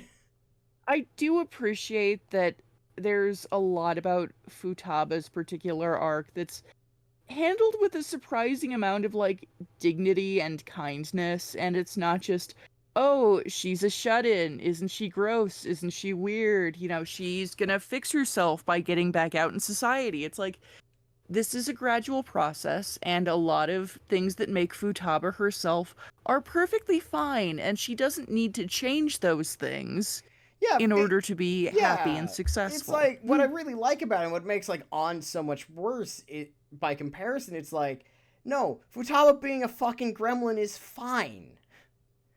She Yeah. just needs to go out there and like interact with people and just be a part of the world and not just shut in her room. And it also leads to like a very like whoa moment with an old friend of hers, which is just, oh, I see, we're Very still dark. very dark, but like it turns out great, and her friend and her meet back up, and it's very sweet. Yeah, and there's like hope there and a light at the end of the tunnel. And it makes Ons so comparatively disappointing because this is what you're capable of, Five. Yeah, You it's can like, do this. yeah, Five has this really bad tendency with its writing to either be incredibly well done or just dropping the ball all over the place. Mm-hmm. Like another great example is like Use Case is also really good. Where it's like it's about him like getting stuck with art block and realizing like he's been just like not going about it in the right way, and also learning that hey, maybe his Madarame was a bastard, but he wasn't pure evil. That he did good things as well as bad things, and kind of coming to terms with both sides of that both can be true. Yeah, it's Yusuke sort of ultimately coming to realize that like, yes, my feelings towards Madarame are allowed to be complicated and weird, and that's And fine. and I am allowed to accept both beauty and ugliness into my world because both things make for a more complete vision Yeah, and and better art. it's a really good like mini story with characters, and then you get shit like with Chihaya, which is just like, I'm in a cult. And it's, again, really well done. You don't really feel like the people that are being brought into this are like stupid for falling for it. It's actually a lot about how cults work. Yeah, it's not the best one, but it's fine. It's just like some of the social links are way better than others, which has always been a problem in these games, but some of them, like Ons, is just disappointing. It's glaringly different, and it's sad because I like On. Exactly. I like On too, and she's neat, and she's pretty, and she deserves better. She does. And I feel like part of the problem is, and we talked about this before when we were doing the okay, we just don't want to be stuck in Kanashira's palace for longer than we have to. We started talking about this. I feel Mm-hmm. like the stuff they really wanted to do with On, they couldn't do because they did it beforehand in Persona 2. You didn't see me Right. play Innocent Sin, but there's a character who is highly influential to the Lover's Arcana characters, and that's specifically the character of Lisa Silverman, or Ginkgo, as she gets called by in her cattiness with Ikichi, who you would love. Yes. You've seen him. He's meant for Mm-hmm. you. Right down to his goofiness. He is. But it's just like, it feels like they wanted to talk more about like how On's kind of othered, or it's what they should have done because Yeah. they do mention it. Like On's a blonde-haired, blue-eyed, biracial person in Japan where that's not normal. And I think they like very minutely touch upon kind of how this otherness gets like kind of fetishized by people, and it's seen as like different, and she's kind of like overly sexualized because of it, because she looks different. She's different and she's hot. Yeah. And that's an interesting discussion. And the game only kind of approaches it. Like the faintest of brushstrokes, to the point where it's practically negligible. Yeah, and that's with the character writing. Also, like, the villains get progressively worse. Oh my god. Like the low point is Kaneshiro, who is so boring and unmemorable that, like, honestly, do you remember anything about him? I only remember that he had kind of a cool boss form. I liked that he was like a fly because he's supposed to be Beelzebub because we're going with like different demons for this And round of bad guys. sin. But yeah, that's about it. Like, he's That was like the only memorable thing about him. yeah. The only thing I remember about him is that he kind of was fly-like when we fought him, and it that is funny because he does all the twitchy hand things, and it's great. Like I thought that was the coolest thing about him. And you're not wrong. It is like Madarame is a step down from Komashita. Kaneshiro is a step down from there. Akumura's like a lateral step from Kaneshiro, and then you get to like Say's interesting, but she's less villain and more of like misguided. And also her palace is kind of cool because it's casino themed. And it's all about like how the Japanese justice system is kind of fucked up. If you played Ace Attorney, you already know where this is going. Mm-hmm. And yes, we did make an Ace Attorney joke at one point. Several points, probably. But it's like, oh, it's like how like the scales are weighted in favor of the prosecution. It didn't matter even if evidence was forged. It's all about winning, and that's fucked up and not cool. And it's a good thing we don't have to deal with that in America, right, Stross? I mean, it's not as bad. Our conviction rate isn't nearly as bad. 99.9% conviction rate is absurd. It's beyond absurd, yeah. and it bears commenting upon. Yeah, and then it's just like, and then of course, Akechi as like sort of like a dark reflection of yourself is, well, we'll get into that in a little bit. And then but then you get to Shido, and like Shido is maybe the worst villain in this game. Shido sucks. And the reason why I say that is not because he's bad or what he does is good, secretly good. It's just that, Sardo, I want to ask you a question. I've been waiting. I've been holding this question back for this podcast. I might ask you again later. But how does it feel to be playing the exact same overall plot as Yakuza Like a Dragon, but worse? It makes me wish I was playing Yakuza Like a Dragon instead. Yeah, because it's just like, one of the problems with this game's theme of rebellion is that it's very juvenile way of doing it. That's how I like to describe it. Because it's very safe. It's very safe. It's very juvenile. It's safe in that juvenile way where it's like, you understand that like corruption is bad. People who abuse their power is bad. But it has nothing Isn't that corrupt? Yeah. Isn't that corrupt? Doesn't that erode the people's trust? Once again, Neil Breen, the gift that somehow keeps on giving for us. But it doesn't really do anything with it. Well, it doesn't say anything beyond, like, corruption bad, which is like, yeah, sure. No shit. Everyone here knows that. Like Mingus Reedus.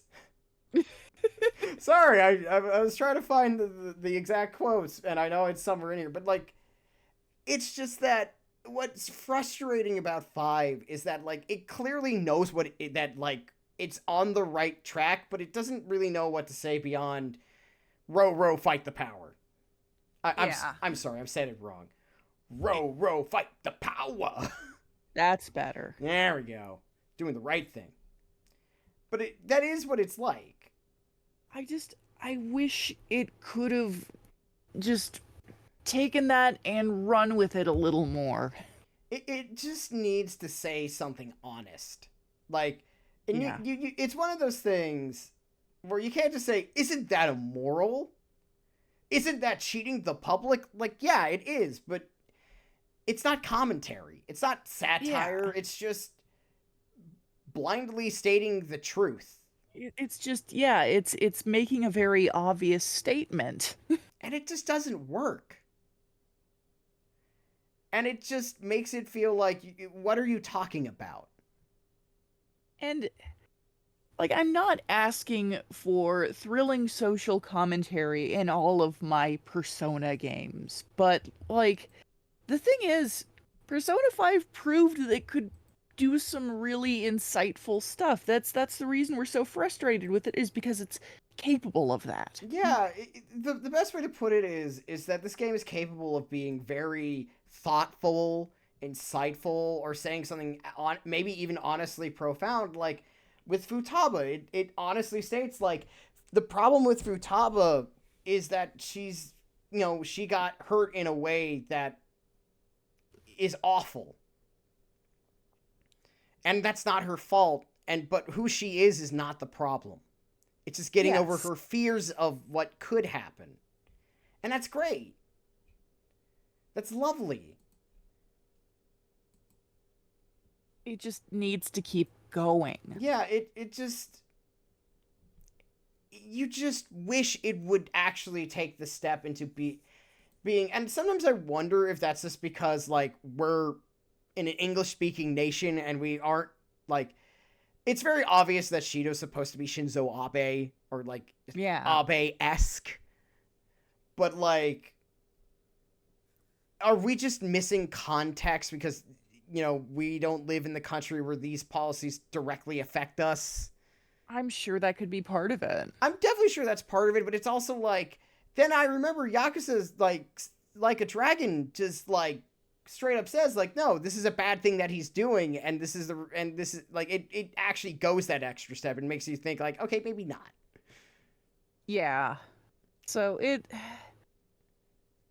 I think my grievances with not Yakuza, Persona 5, is that I just wish it had been braver. Yeah, I mean, this was a problem also in 4, but at least with 4, it like the messiness of it is at least honest to like people. Yeah. Here it just feels like you could have done more. And I do wonder if that is because like the production for Persona 5 was wild. Mm-hmm. It took 8 years to make this game, Sardo. Wow. This game had a very troubled development. But to stop being critical for a moment, let's talk more about some of the characters, because we haven't really talked about the Goro Akechi experience. Of just like, he is one of the most popular characters in this game, and you aren't a fan of him. Or a big fan of him. I don't know. And I want to preface this by saying, if you are an Akechi fan, that's awesome. I can genuinely see why a lot of people would enjoy Akechi as a character. I think that there are definitely traits about him that are probably endearing to a lot of people. I personally dislike Akechi very deeply because he reminds me of myself as a young person. Which is a totally understandable thing. He gets a lot better when he goes mask off and becomes a feral lunatic at times. But the Akechi we're introduced to is, he's got the whole boy detective thing going on, and he's pretentious. He is so pretentious. He carries a monogrammed briefcase. He wears like leather gloves with his school uniform, and he goes to jazz clubs. Yeah, And he's definitely. I remember because one of the other streamers that I follow, because he's her favorite, but it took the entire game for her to actually start liking him. yeah. With that said, I do think with Akechi, he's at least interesting as a reflection, Yes. as a dark reflection of the protagonist. Okay, I'm going to ask you a very odd question. Or maybe it isn't odd. Go ahead. He and Adachi from 4 are dark reflections of protagonists. Who do you think executed it better? Definitely Akechi. Oh, really? I'm surprised you didn't pick Adachi, because I would say Adachi.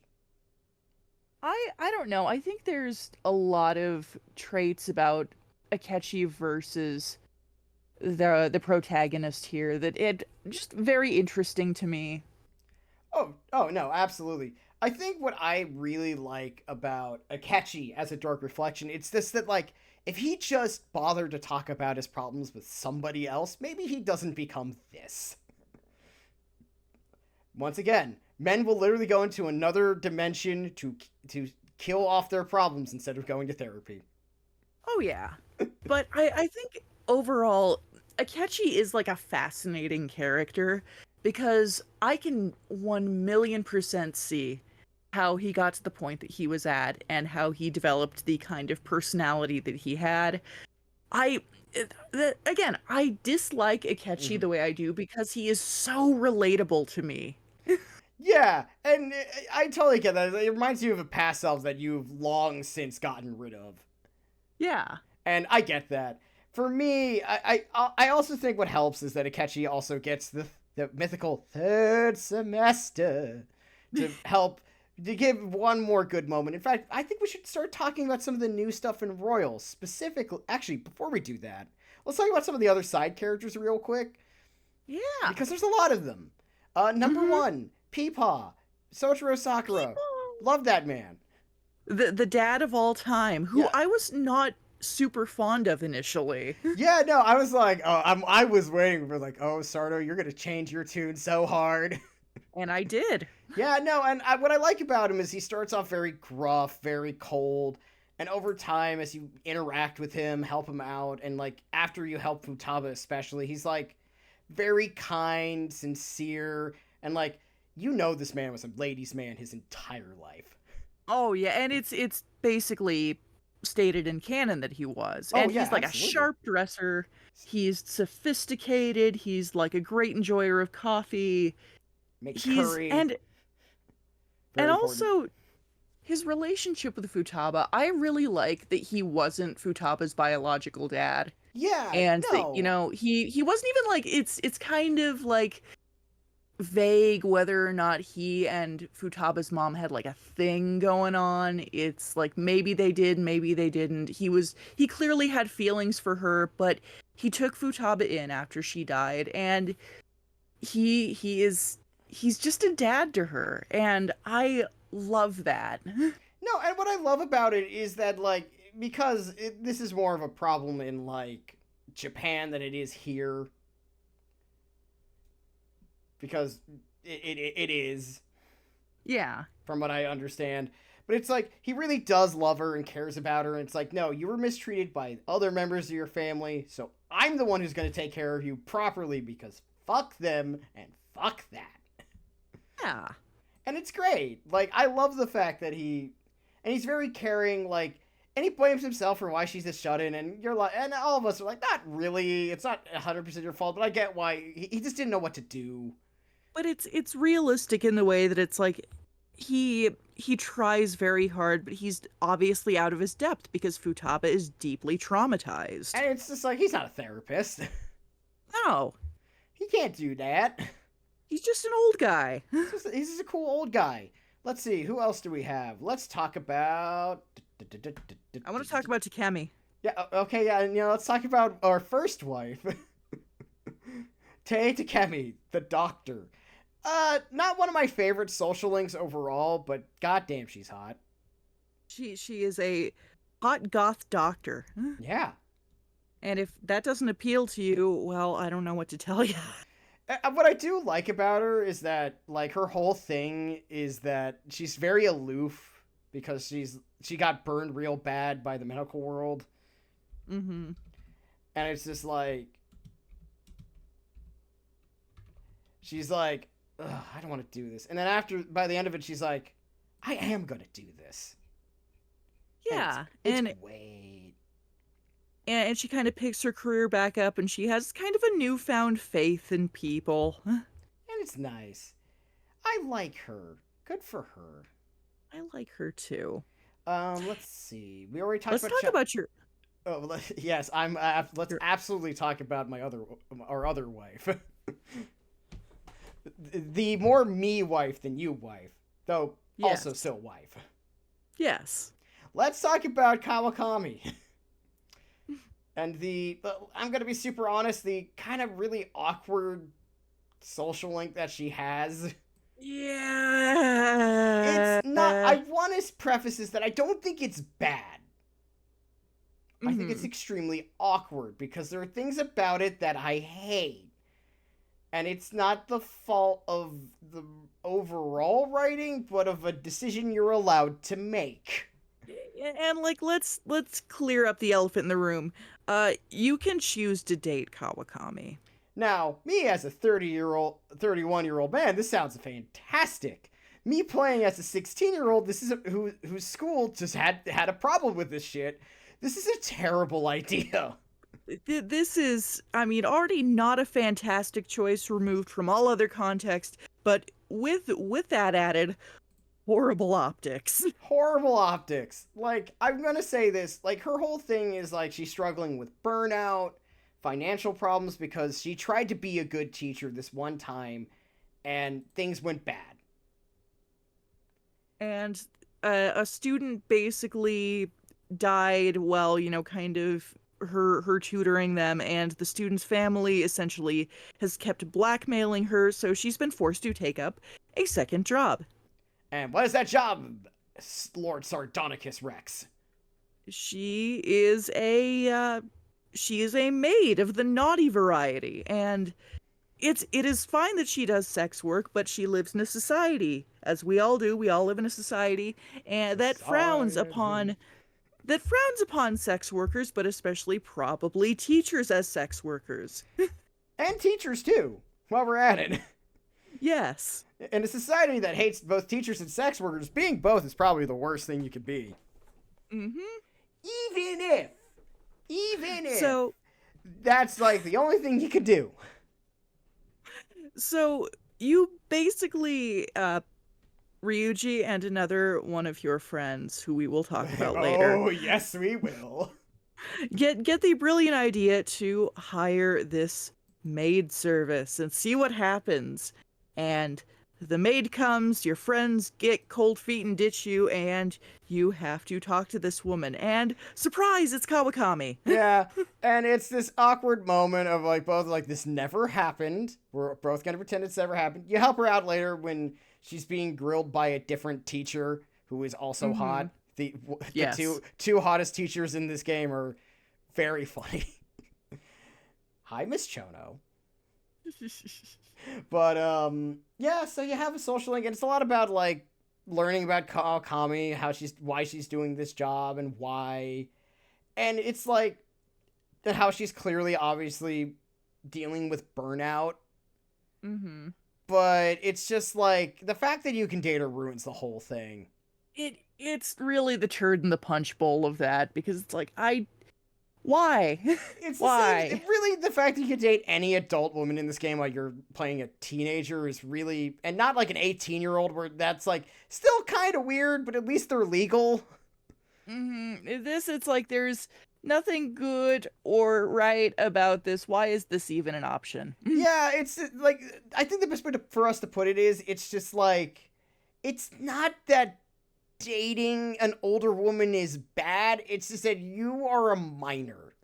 It's bad to date an older woman when you're 16 years old. Yes. Unless you count older women as 18-year-olds, where in that case, I'm not going to really get weird about that. But anyway, yeah, it's a whole thing, and no one really knows why it's there. The theory a friend of mine posited is that this is the first Persona game after Persona became more of a thing with like dating elements where the players are like, now some of them are in their like 20s and 30s. Mm-hmm. That's the only guess that makes any sense. It's never been discussed. But it's like, you shouldn't be able to date your homeroom teacher. Yeah, no sir, I don't like it. Don't like it. Like Kawakami, though. Love Kawakami. She's great. She's a good character. She's wonderful. She's adorable. She has floofy hair. She's very, very cute, and she's very determined to do right by people, and I like her. Oh god, when she's at the end of the game, like when like she has to finally like return the favor, that scene's great. Mm-hmm. We'll talk more about that in a bit. But I would say, like, let's see, there's Oya. We didn't like Oya's social link. Oya's a reporter. The good thing about Oya's social link is you get to meet Miss Lala Escargot, who I loved. Best girl. It also ties more into the plot, unlike a lot of the other social links, but it's also like, it's a lot of just Oya telling you what she's been doing. And Oya also, like, there's this whole pretense of, like, fake dating or whatever with your character, and I just, no, Oya, you're in your 20s, fuck off. At minimum. Well, in Mm-hmm. fairness, to explain, her boss is trying to keep her off the trail of what really happened to her old partner.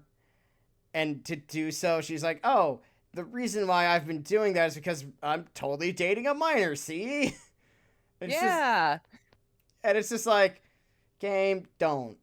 At least when it's Chihaya who thinks you might want to date, she's like she's at most like 20. Yeah, I mean, she's And she's it's dumb. the whole thing is, yeah, the whole thing is weird. It's a whole thing. I I do don't like like it. I don't like it either, but I do like the fact that Chihaya has an accent that she hides. Yeah. Oh, And Chihaya is a fortune teller. yeah, she's a fortune teller. She's kind of part of this like pyramid scheme cult thing. You bring it down. It's nice, but it's not really anything to write home about. And she's a country girl. She's a country girl. That part's fun. The other fun part is the lady who voices her. I believe it's Sarah Williams is her name. Mhm. Also plays one of her favorite demons, Jack Frost and the Jack Bros. Hee ho, Yo. hee ho. They go hee ho. But after that, let's see. There's your other husband, EY. Mm-hmm. His is pretty good. It's not my favorite, but it's nice. Former Yakuza. Also, like, there's a big thing here of, like, non-bio dads being really good dads. Like, good job, adoptive fathers. Let's go. Eli has a son who's just a little bit younger than Joker, and he's trying his best to be a good dad and get away from his past. And he's doing pretty good. Yeah, it's doing pretty good, but he keeps running into problems, and what he does ultimately is like solve the problem with the help of Joker, and it's nice. It's Yes. it's not the best social link, but I would say it's a good middle ground, solid one. It's a nice social link. It is. I would say serviceable is the right word. Yes, that's a good word to use. It's not the best, but it's nowhere near close to the worst. It's like serviceable. It's the good baseline. Like, are you as good as this one? Yeah. With that said, we move on to let's see, who have we not covered? Oh yeah, Torinosuke, Mr. Yoshida. No good Tora, who is actually very good. I wish we had more politicians Yeah, like him. I wish there were more politicians like you, Mr. Tora. Torinosuke is a former like SDP diet member who got supposedly caught embezzling funds, got kicked out of the party, and now he's making this comeback after like 20 years because he's like, no, I need to help the peoples. And he's really a changed man. He's very concerned with the well-being of the people, and everybody's really down on him because he has this shitty reputation, but he don't give a damn about his bad reputation. No, And he's trying very hard. He's giving speeches in the streets, even though he's getting heckled to hell and back, and you start assisting him. Yeah, and what I like about his social link, it's about him being like, no, I'm owning up to what I did. Even if I didn't really do it, I still wasn't a better person than I am now. Yeah. And in the end, it's pretty good. I liked it. It was, Yeah.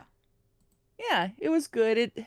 Maybe I'm just a sucker for seeing like an actual politician with good intentions for a change. Yeah, it's nice and it's good. It's not the best. It's not the worst.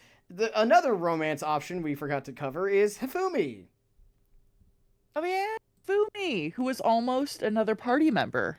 Yeah, in early development. Yeah, in early development, she was almost a party member. They ultimately didn't go with her for one reason or another. Don't know why. They just didn't. I think it's because like having two characters go to a different school is kind of weird.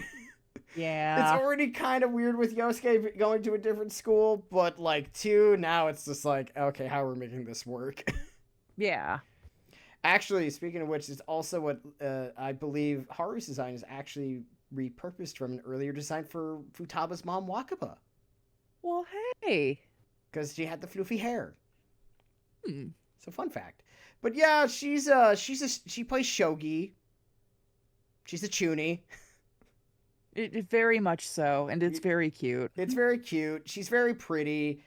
Her whole thing is that her mom, who used to work TV, is like trying to make her famous to like help pay for the fact that her father's constantly in the hospital. And it's just like her mom's a stage mom of like the worst order and has been fixing her matches, and she really doesn't like that. Yeah. But yeah, it's nice. I would say it's like in the EY tier of like, this is good. I'd say so. I think it's. Let's see, who else have we not covered? I'm gonna look up who. Hold on, let me reopen the sheet real quick. Let's see, we've covered EY, we've covered all the party members. I liked Haru's, since we're on the subject matter. Haru's is nice. Yeah. It's about how like she needs to stand up for herself, And she wants to have her own cafe. and that's cute. But I want to talk about Mishima. Yeah, I was like, I is want it to talk time? about Mishima. Go for it. You have the floor. Let's see. Before we do that, let's see. Akechi's is just all about his past. That's this backstory that you didn't get in the vanilla version. We covered the Hierophant. We covered On. We covered Ryuji. Yeah. Sei's, Igor's, and Morgana's just goes up automatically, so we're not counting those. The twins are like Margaret, and theirs sucks because it's just fusing shit. It's pretty boring. It's just, here, we're gonna fuse stuff. I did it. I did like 5 of them in a day. It was not enjoyable. It was funny watching me fuse all the stuff and be like, oh yeah. No, we'll cover Shinya in a bit. Let's talk about Mishima. Now it's time to talk about Mishima. Go for it. Sorry, I want you all to picture the saddest, most pathetic, ineffectual person you've ever met in your life. I want you to picture that person. Now I want you to picture the person that person makes fun of behind their back. That's Mishima. Mishima is one of your classmates. He is a member of the volleyball team. He is like the lowest rung member of like Komoshida's picking order. He's the whipping boy. He is the whipping boy. He's pathetic. And let me say that Mishima is a very sympathetic character because he has clearly gone through hell. He has clearly been very badly abused by his coach and probably by his other teammates.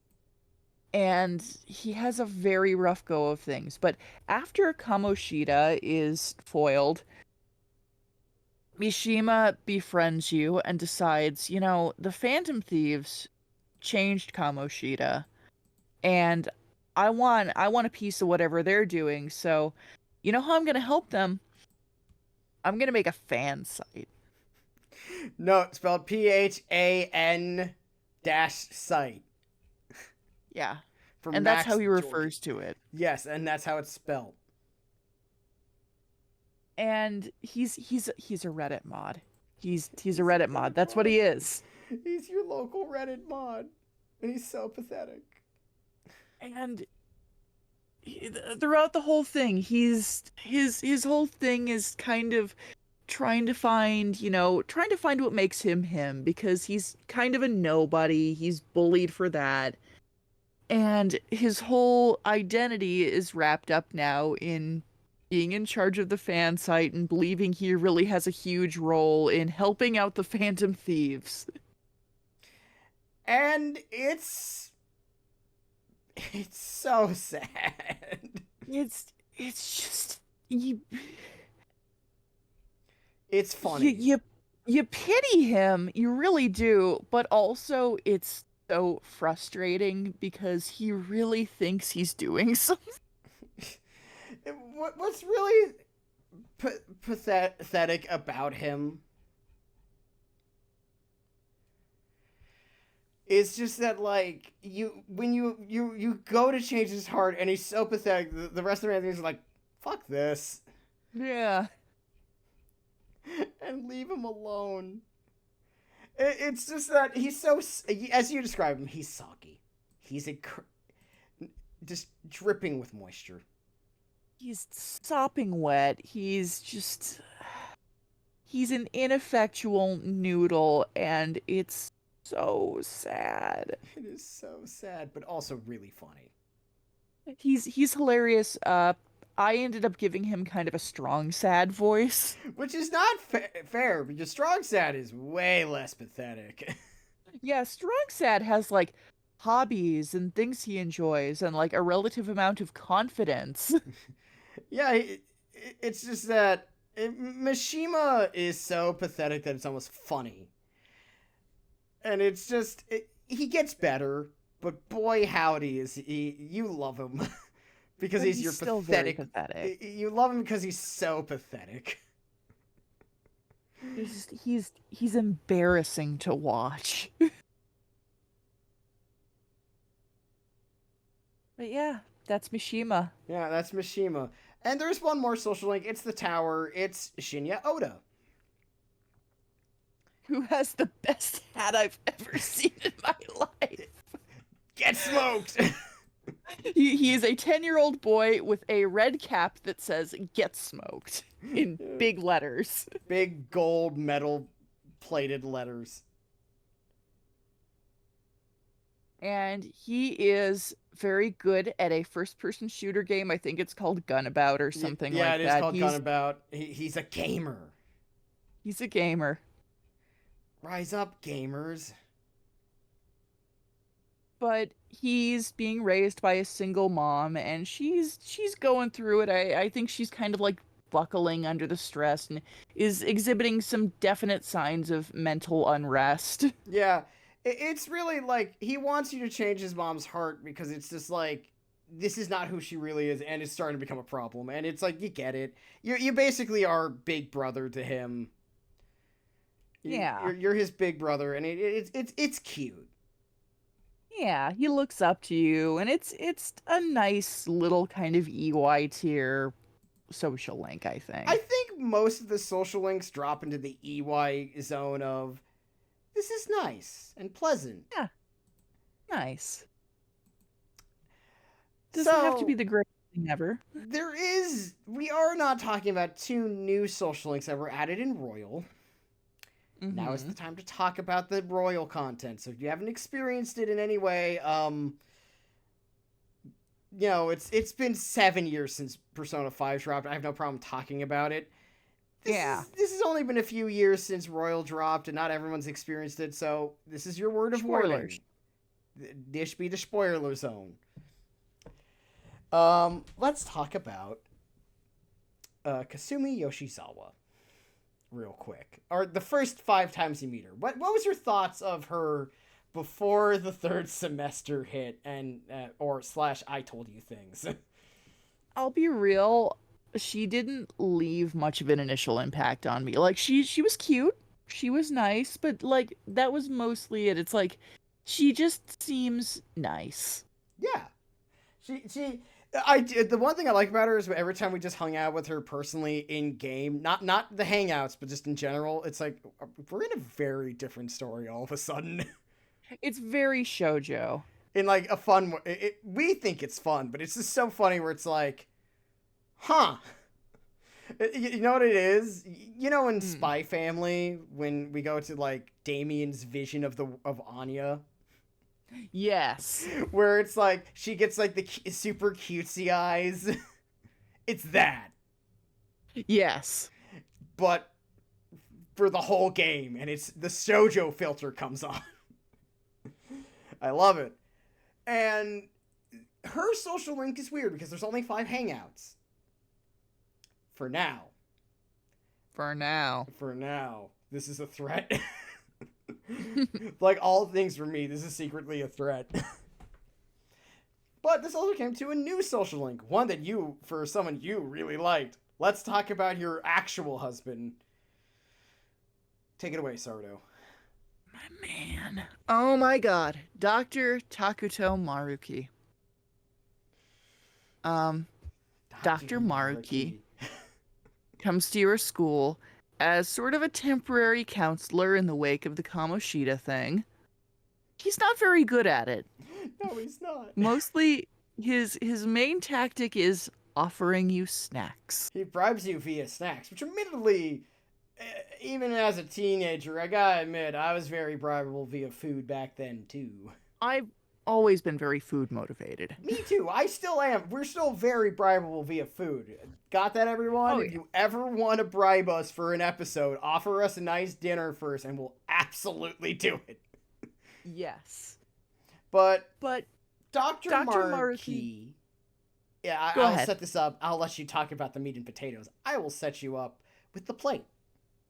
I'm going to let you have the floor for most of this one, but I need to say this. Dr. Maruki is, brought to your school as a way for the school to be like, see, look, we're doing something about the horrible thing that we let go on for way too long. And you have this untrained man. Now, Dr. Maruki, as we learn, is a scientist first, a counselor not by choice. Mm-hmm. And his counseling is as one person who is a counselor on YouTube pointed out, was either really good or really bad. And it gets really bad, as we'll see later. Yeah, it gets really bad later, but we'll talk about that in a bit. But he's like a 20-something-year-old guy. He's kind of a little bit disheveled. He was designed in a lab to make you like him, physically speaking, like as design-wise. Messy hair, little bit unshaven. He wears flip-flops, which I think is funny. I forgot he wears flip-flops. He wears flip-flops. And he's like, his tie's not fully tied. He's kind of a mess. And he's wonderfully voiced. And we're going to talk more about this performance later by the late Billy Kametz. Who knocks it out of the fucking park. Yeah, this is one of those roles where, like, you need to have someone who can really be empathetic sounding and kind. And he nails it. And there's a lot of scenes with him talking to the members of Phantom Thieves because they all kind of like go visit him at one point or another to like get some counseling. Some of these are good counseling, some of these are not. Mm-hmm. And I don't remember which ones are which. By the way. But Maruki, for all his faults in that, seems genuinely interested in the well-being of these young people. He seems like he's really trying his best. Yeah, like, the thing that makes Maruki interesting is that he's the first adult that we meet who 100% seems to be on your side. Because even, like, Sojiro starts off cold. Yeah. But not Dr. Maruki. Dr. Maruki's like, no, I want to help all of y'all. Yeah. I was like, I don't care what your background is. I want to help you. You all deserve that. And it's very nice. We're not going to talk about what happens in Royal just yet. We're just talking about his social link. Though his social link has the best joke in this game. I was one of the jokes I was waiting for you. Because you are a glasses wearer. I am. And the moment when they open up their steaming piles of ramen, and it's like, well, I can't see it. Neither can I. Because their glasses are all fogged up. Yeah, it's even in Joker's portrait, and that joke is so funny. It's so well executed. It's just beautiful. Yeah, Chef Kit. But we also learned that, like, something happened to Dr. Maruki. He used to have a girlfriend. We're not sure what happened to her. You do learn that they're not together anymore, which means he's on the market. You were like this the entire time. It was great. You're like, I was. hi. But yeah, and it's a very fun social link because it's a lot about less about Joker getting counseling and more about like helping Dr. Markey with his research on cognitive science. You got to pronounce the P. Science. You have to pronounce the P. Futaba literally has a line about pronouncing the P in this game. Because her mother also did cognitive science. But what we learn is that, like, at the end of it, he turns his paper and he goes off and we don't see him again. Until the third semester happens. Now, at the end of the game, after you beat Yadableth, it's like the day before Christmas. Which means it wasn't Christmas. Where Sei comes up and goes like, hey, it's gonna be hard to, like, ding Shido for everything. If you turn yourself in and give, like, your testimony in the trial, blah, blah, blah, yeah, you're gonna go to juvie for a bit. I'll try to get you out, but we can ding Shido forever. And I like this scene because it shows that, like, as a character piece, it shows that Joker is very willing to, like, see this through to the end. And also not sell out his friends. I hate this scene because thematically it sucks. Yes. Because we spent this entire game showing that the police are bad and awful and corrupt and that the Japanese justice system sucks ass. And we're told, hey, we're going to let the adults handle it from here on out. Really just rubs me the wrong way. It's an absolute fart in church of an event. It just sucks. Not just a fart in church, Sardo. A fart during Let Us Pray. Yes. Then it's the fart. It's a fart directly after Let Us Pray. And everyone's quiet. It compromises this moral and, like, what you've been saying in the game for so long. It feels like they had no idea how to end the game, and this is the only thing they could come up with that made sense. Yes. And it's no good. Yeah, it sucks. No, but that's if things go normally. But with the third semester, if you've done all the things you were supposed to do, where do you end up? Surprise! Here's Akechi. And even Joker's like, you're supposed to be dead. And he's like, don't worry, I'll handle this. And then go for it. Sorry. Because Akechi appears to die at the end of Shido's palace because he kind of sacrifices himself so the gang can make their getaway and yada yada yada. But yes, then he shows up after the fact. And it's like, Joker's like, huh? What? Beg your fucking pardon? Excuse me? I mourned you. I was the only one, but I mourned you. Everybody else was kind of relieved, but like in the quiet way you do when you want to be polite. Like, to be fair, they were, like, sympathetic to him in the right way, where it's like, I don't like you, but, like, this shouldn't have happened. You shouldn't have been in this situation. Also, Shido is actually Akechi's dad. Oh yeah, that's an important plot point. He's his dad. He hates his dad. Yeah, and, like, considering who your father is, I'm sorry that he's your father too. Yeah. You deserve a better Akechi was a bastard child whose mom lost it, and he's now a bastard orphan. Yeah, he's a bastard of a bastard. He's a bastard of a bastard. Who's not a bastard, but you know. But he is a bastard. Yes. Oh, that was wonderful. Thank you. But yeah, so he, like, turns himself in to, like, instead of you having to bite the bullet, you hang out on Christmas with your friends. Well, actually, you do have the chance to have a Christmas Eve date. We didn't romance anyone because Yoshizawa was the winner of Final Girl. Unlike in Persona 4. Sardo, who was Final Girl when I played Persona 4? The only detective prince I respect, Naoto. That's correct. And why is that? Because she's the best. Damn straight. Are all the other girls also the best? Also true. Yes. But Naoto's my favorite. But she was the best for you. Exactly. Yours is Rise. Yes. Also an excellent pick.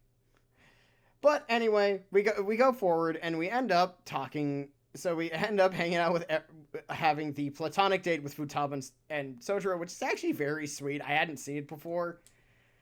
It was very cute. Futaba gets a turkey. It's a turkey. Torky.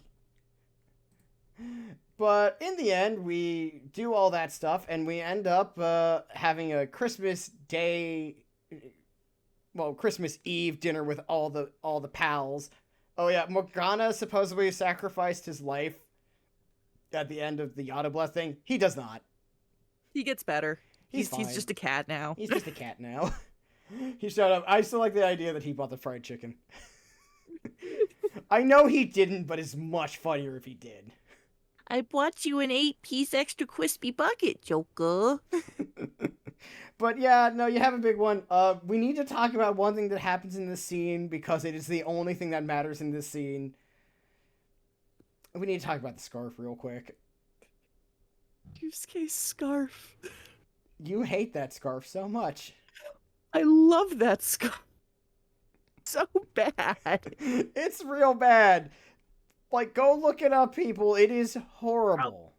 So a running joke with Yusuke is that he is notoriously terrible with money, and he is constantly having to kind of mooch off of his friends for food because he keeps buying shit that he can't eat.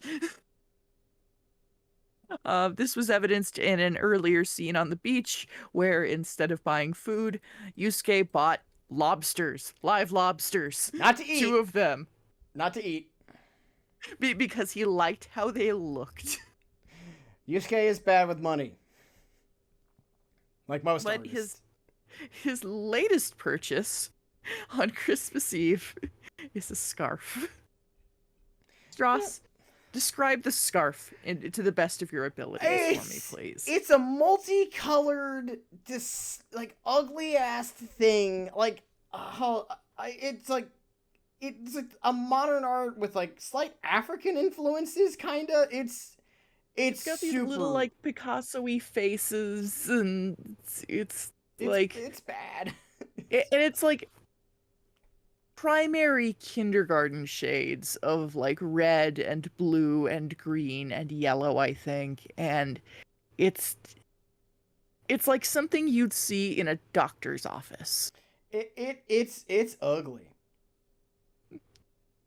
It sucks, and he bought it with the last of his money because he thought it was beautiful. And it's not. And I love him so much. It's not. It's so bad. It's so bad. And he's so proud of himself sitting there with his dumb scarf. I have a picture of it on my phone, preserved for all time. It's so bad. I had to screen cap it and share it on Twitter because it's just like, what the fuck is that thing on your neck? That clip is preserved all time on my Twitch channel until Twitch goes under. It is absolutely incredible. Oh god, it's so bad. But anyway, then you go to New Year's Eve, you have a little party with your friends, and then New Year's Day you go to the shrine with Yoshizawa because Kasumi wants to go with you, and you've made like a whole date thing, and it never, you never really got a chance to do it. And you go downstairs, and everyone seems to be very happy because it's New Year's Day. That's normal, like, good feelings of the new year. Yeah, we all sang Auld Lang Syne. Sardo and I got super drunk, sang it in the middle of the street while wearing lampshades on our head. Classic New Year's Eve to New Year's Day shenanigans. beautiful. But everyone seems to be doing really well, and people start saying really weird stuff. Hi everyone.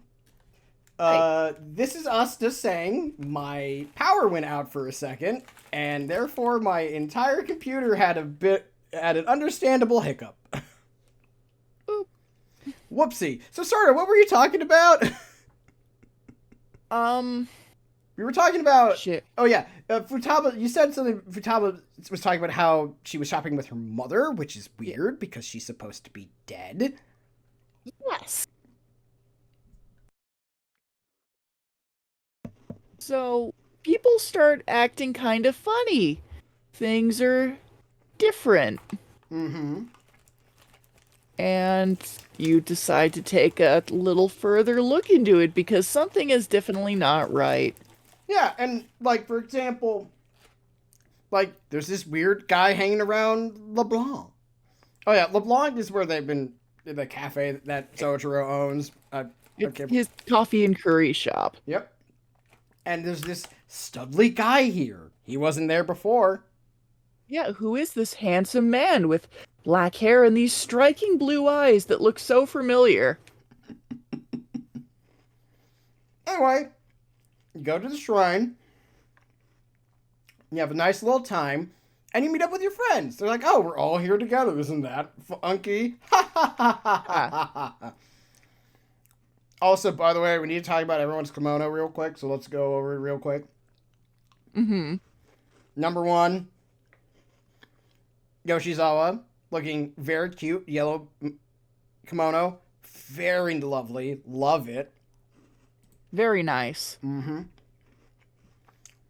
Number two, need to talk about Futaba, love hers too. Also very nice. It's very good. Makoto. I like her hair up. Oh yeah, her hair up, lovely in a bun. Makoto, blue, love it. Blue is her color. On in red, she always looks lovely, so still nice though. Then there's Haru. Would you like to? Would you? I'm gonna let you describe this one. It is like an absolute confectionery of an outfit. It is this kind of lilac-colored kimono, a very nice fluffy fur collar, beautiful hairpiece, this kind of light pink chrysanthemum hairpiece. It's beautiful. It's beautiful. It's a crime we only get to see it once. Mm-hmm. Mm-hmm. Haru's winter clothing. All of them. The beret, wonderful. Yes. There's every bit of like winter clothes that you get are all so fantastic. It's a shame that you only see them like once or twice. Yeah. But you talk with your friends. Ryuji's outfit is sadly plagued by a terrible neck warmer that he definitely would wear. It's camo. It's camo. It's ugly, but it's like, on the other hand, it's something a teenage boy of his age and everything would definitely wear. It's very him. Very him. And then then they all start talking, and they're like, "Oh, I'm sorry, Joker, we all have to do our own thing." And you're like, "Okay." And then it's like, "I have to go shopping with my dad," and Joker's like, "Your dad, you say?" I see.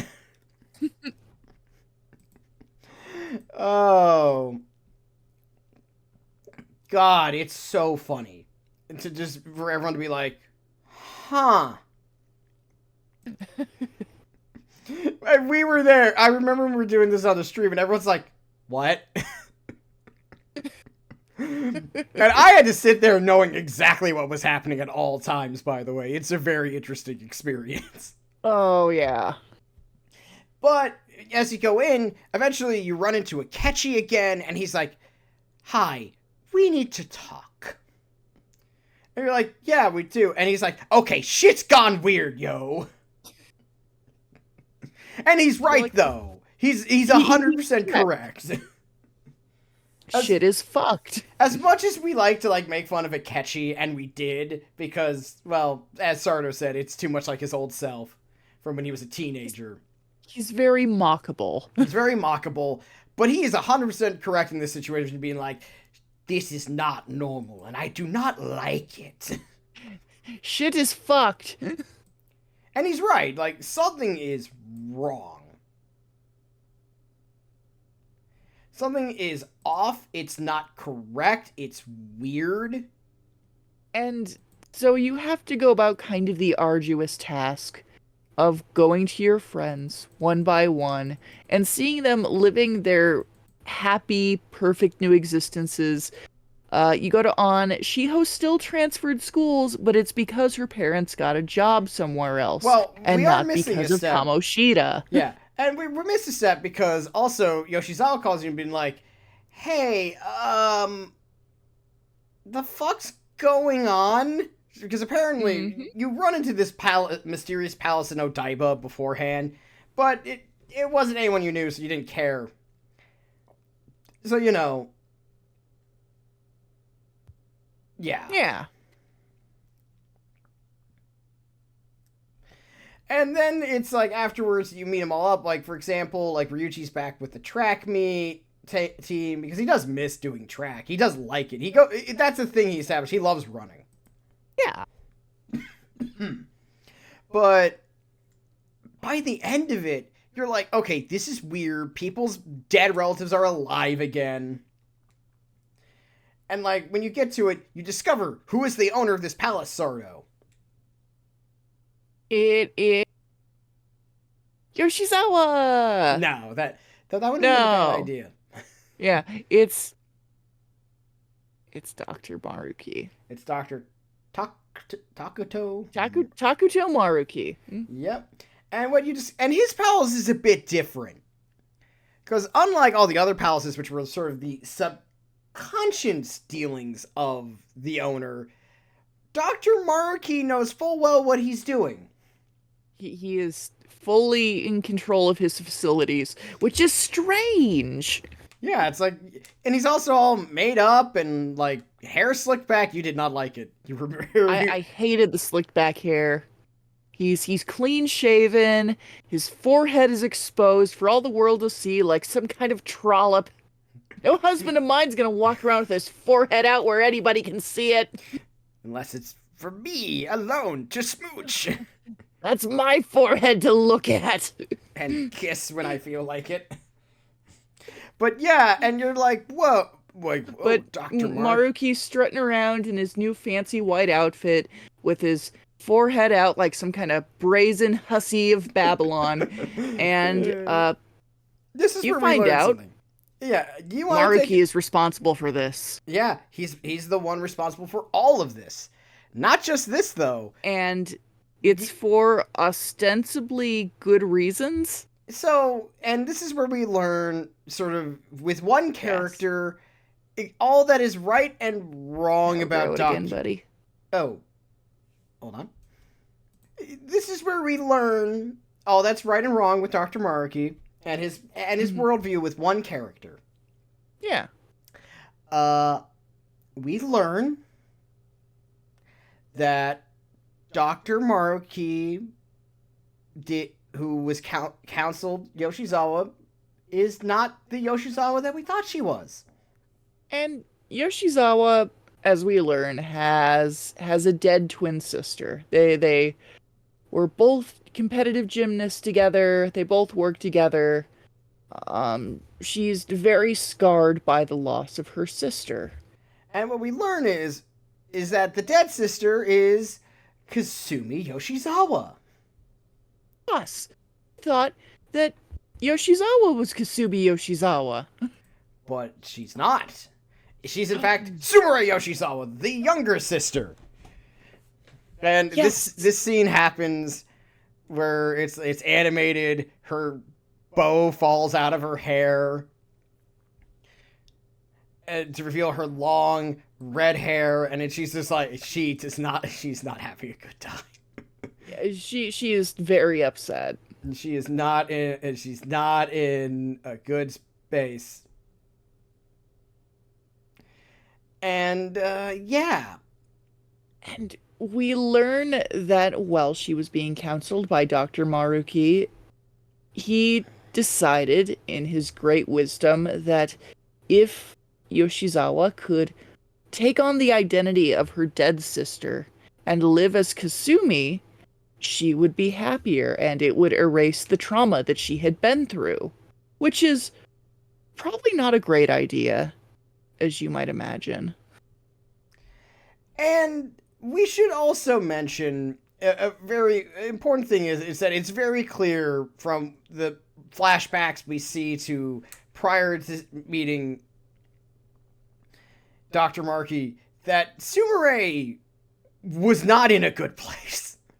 No. She And was we don't mean just like, oh, she was in a bad place because of the death of her sister. We mean like it was bad. it was very bad. Like maybe to the point where it's like she might kill herself. Yeah. Like even before her sister died, she had real bad self-worth issues. Like And so, yeah.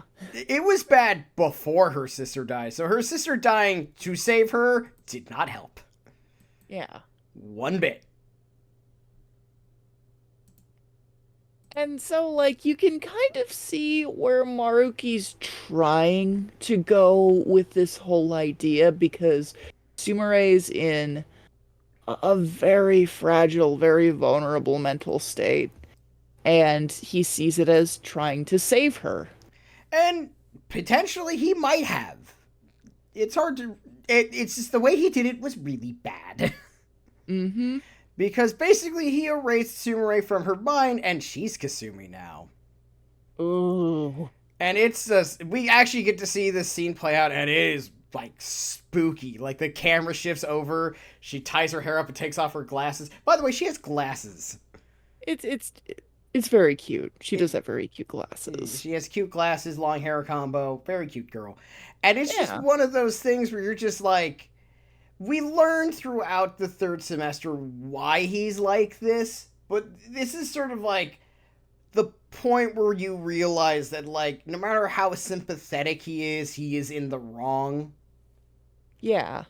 Because Dr. Markey's worldview is pain bad.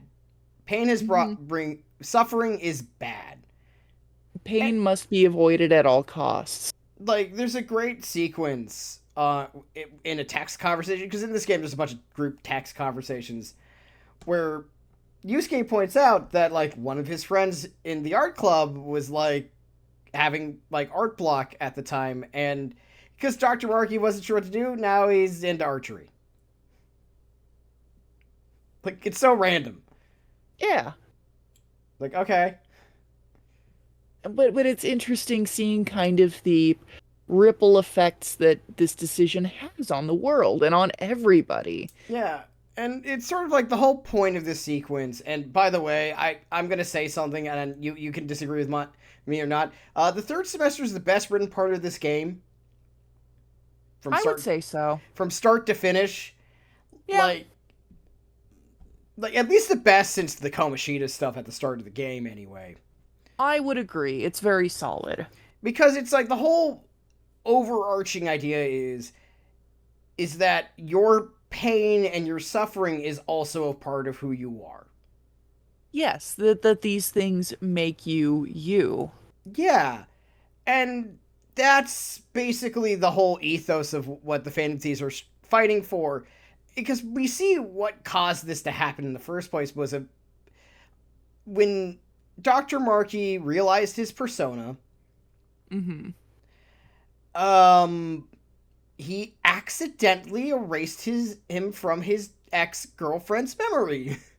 Because a little background on Dr. Maruki's ex-girlfriend, Rumi went through something incredibly traumatic. She was at home with her parents when a burglar broke in, I believe murdered both her parents and attacked her as well, and the whole thing left her basically catatonic with grief and trauma. And Maruki would come to visit her and speak to her and just, like try to get through to her. And eventually, when he was speaking to her, something he said caused her to, like, it triggered some of her trauma, and she was very upset. And basically, when his persona comes through, it finds that trauma and it erases that, but it also erases her entire memory of him and their shared history together. And he just kind of accepts it. It's a sad scene. Because you just kind of watch him go like, oh no. Yeah, that he has lost everything. And he's never been quite over his ex, as we learn later via environmental storytelling. Hmm. He's still like very, very much in love with her and very heartbroken over it.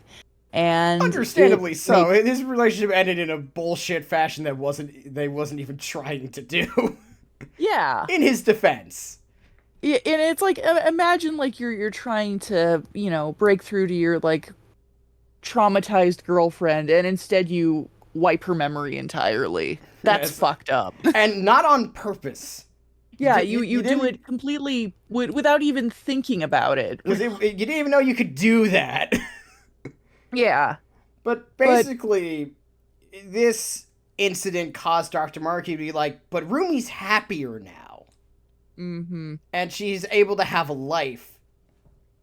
Sucks for me, but I'm glad it happened to her. it's sort of selflessness to the point where it does a 180 and becomes self-destructive. Self destructive and inherently selfish.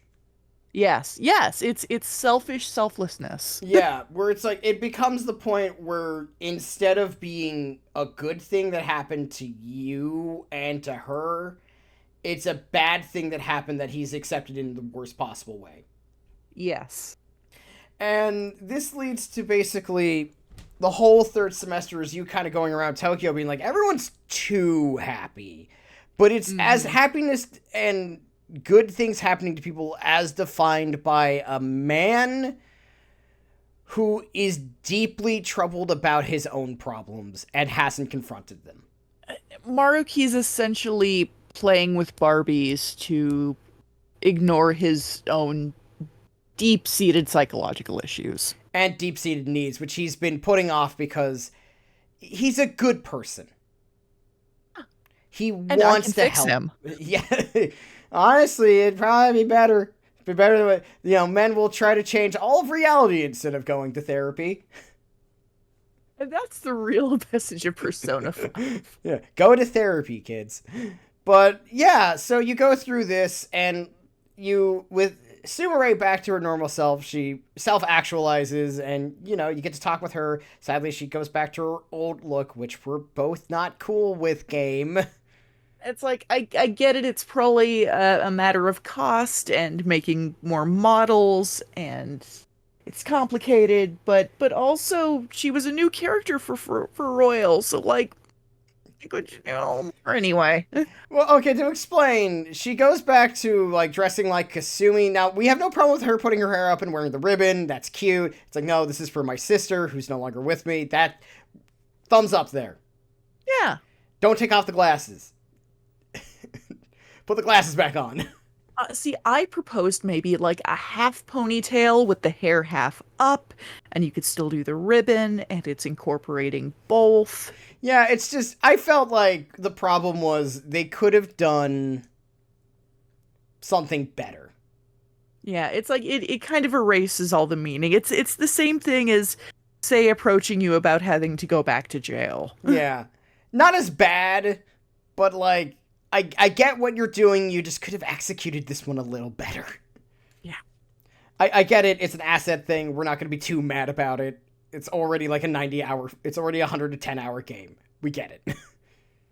Yeah. But it makes it a little less effective. I agree. That said, you go through like Marky's idea of paradise, which is goofy. But it's only made so much weirder because when you're going through it, you have like statues of his ex, and it's like, you really are not over her. Understandable, but like, Dude, dude, get a grip. Get a fucking grip. it's really funny. But in the end, you fight him. Well, beforehand, you have to go up the tower with like the sickest music in the entire game, and you're just like, well, this is the coolest thing I've done all day. And it's beautiful. That scene where you're like ascending the staircase, it's like nice.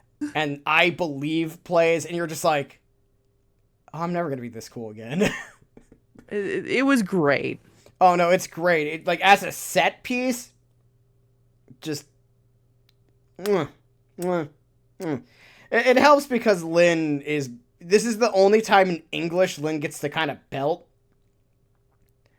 Because a lot of the music is very jazzy, so there's not a lot of belting in jazz that often. At least Japanese jazz, I guess. But she serves here. She served us so hard. And the only other time she does this is the end credits. Yes. Where it's in her native tongue of Japanese, so she has no problem going for the high notes. And you're just like, ah. I'm glad Lynn is great. You'd if you look what she just look what she looks like. By the way, if you haven't seen her, what she looks like, you're gonna love how she looks. I have seen her. She's great. Yeah, she's great. And then you have a long ass boss fight against Dr. Maruki, which starts with fighting him in his persona Azathoth, because there's a lot of Lovecraftian imagery with him in all this. Mm-hmm. You love them black tentacles. Yeah. And then you fight his final persona, Adam Cadmon. And when you think it's finally over and done with, you have maybe the best scene in the entire game. At least from an acting standpoint. Oh, yeah. I want to talk about this scene specifically because it is so good.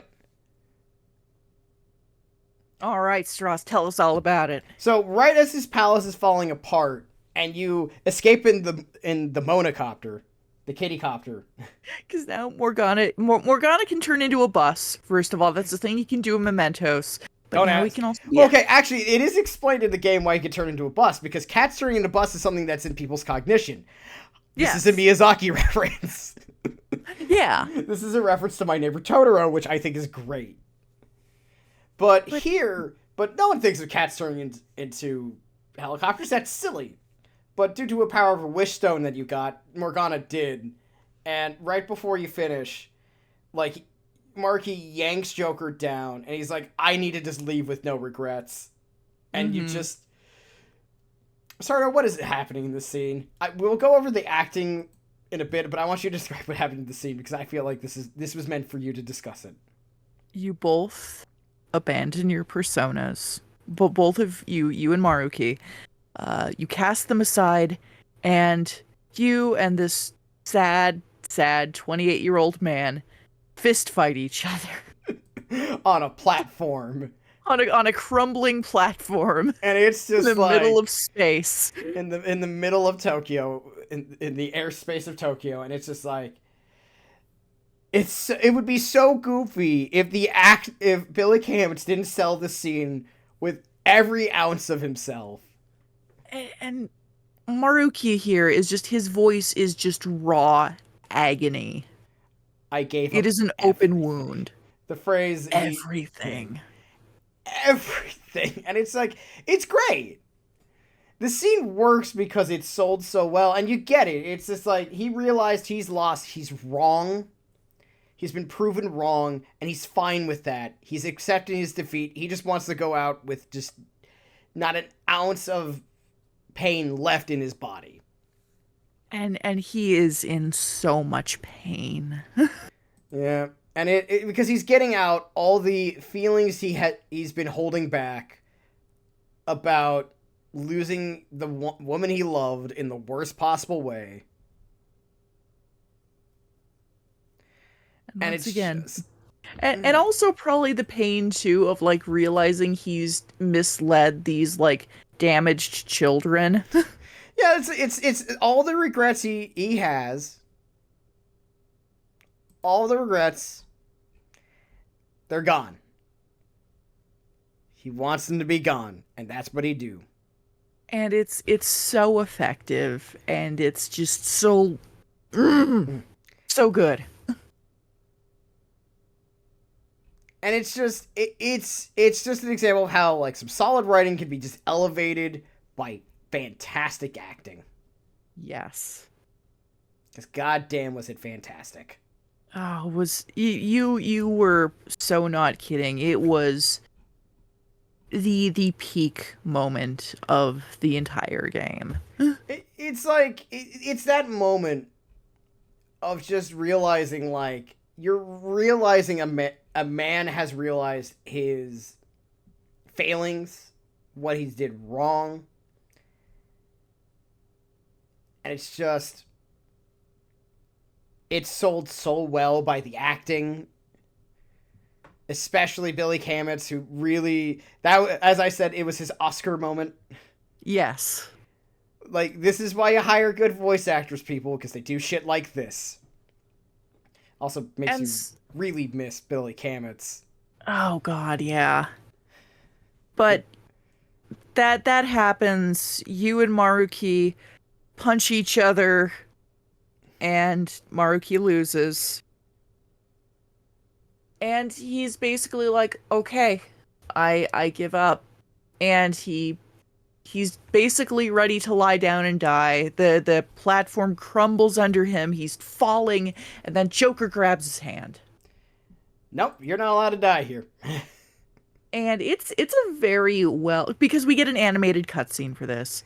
And it's a very well done little piece of like tension, because Joker's clearly struggling. He's like trying to hold on, but Maruki's hand is slipping because this guy is just ready to fucking drop.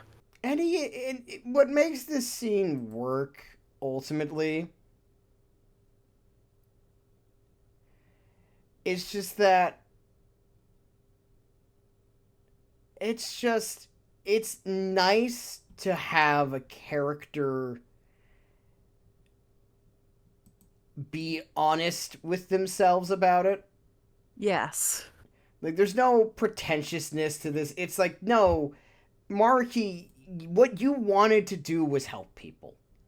Mm-hmm. You're a good person in all the ways that matter. You're just misguided in your methods. And you have done wrong, but now that you've seen that, you can do right again. Yeah. And it's lovely. It's great. And then the metaverse collapses. Reality is returned back to normal. Whoops, Joker's in juvie. Akechi is dead? Probably? Maybe? Probably? Morgana's missing. And look at what you do. Everyone then scrambles. Then the game goes back to normal, where everyone scrambles in several days to get you out of juvie. In a scene that's kind of goofy when you realize this had to happen in like 11 days instead of several months.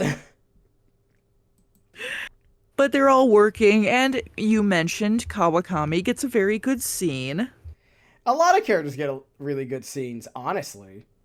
But yes, but we're talking about Kawakami here. This is true.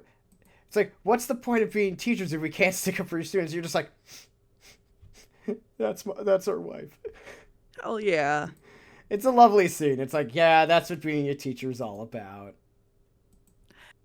And there's also a very funny scene of Mishima out in the streets trying to get people to sign a petition It's great. to help his friend. Yeah. He's my best friend. I'm like, Oh. I hope not. Oh. like- Oh. Pookie Bear. But everybody's working very hard to get you out, and eventually it comes through.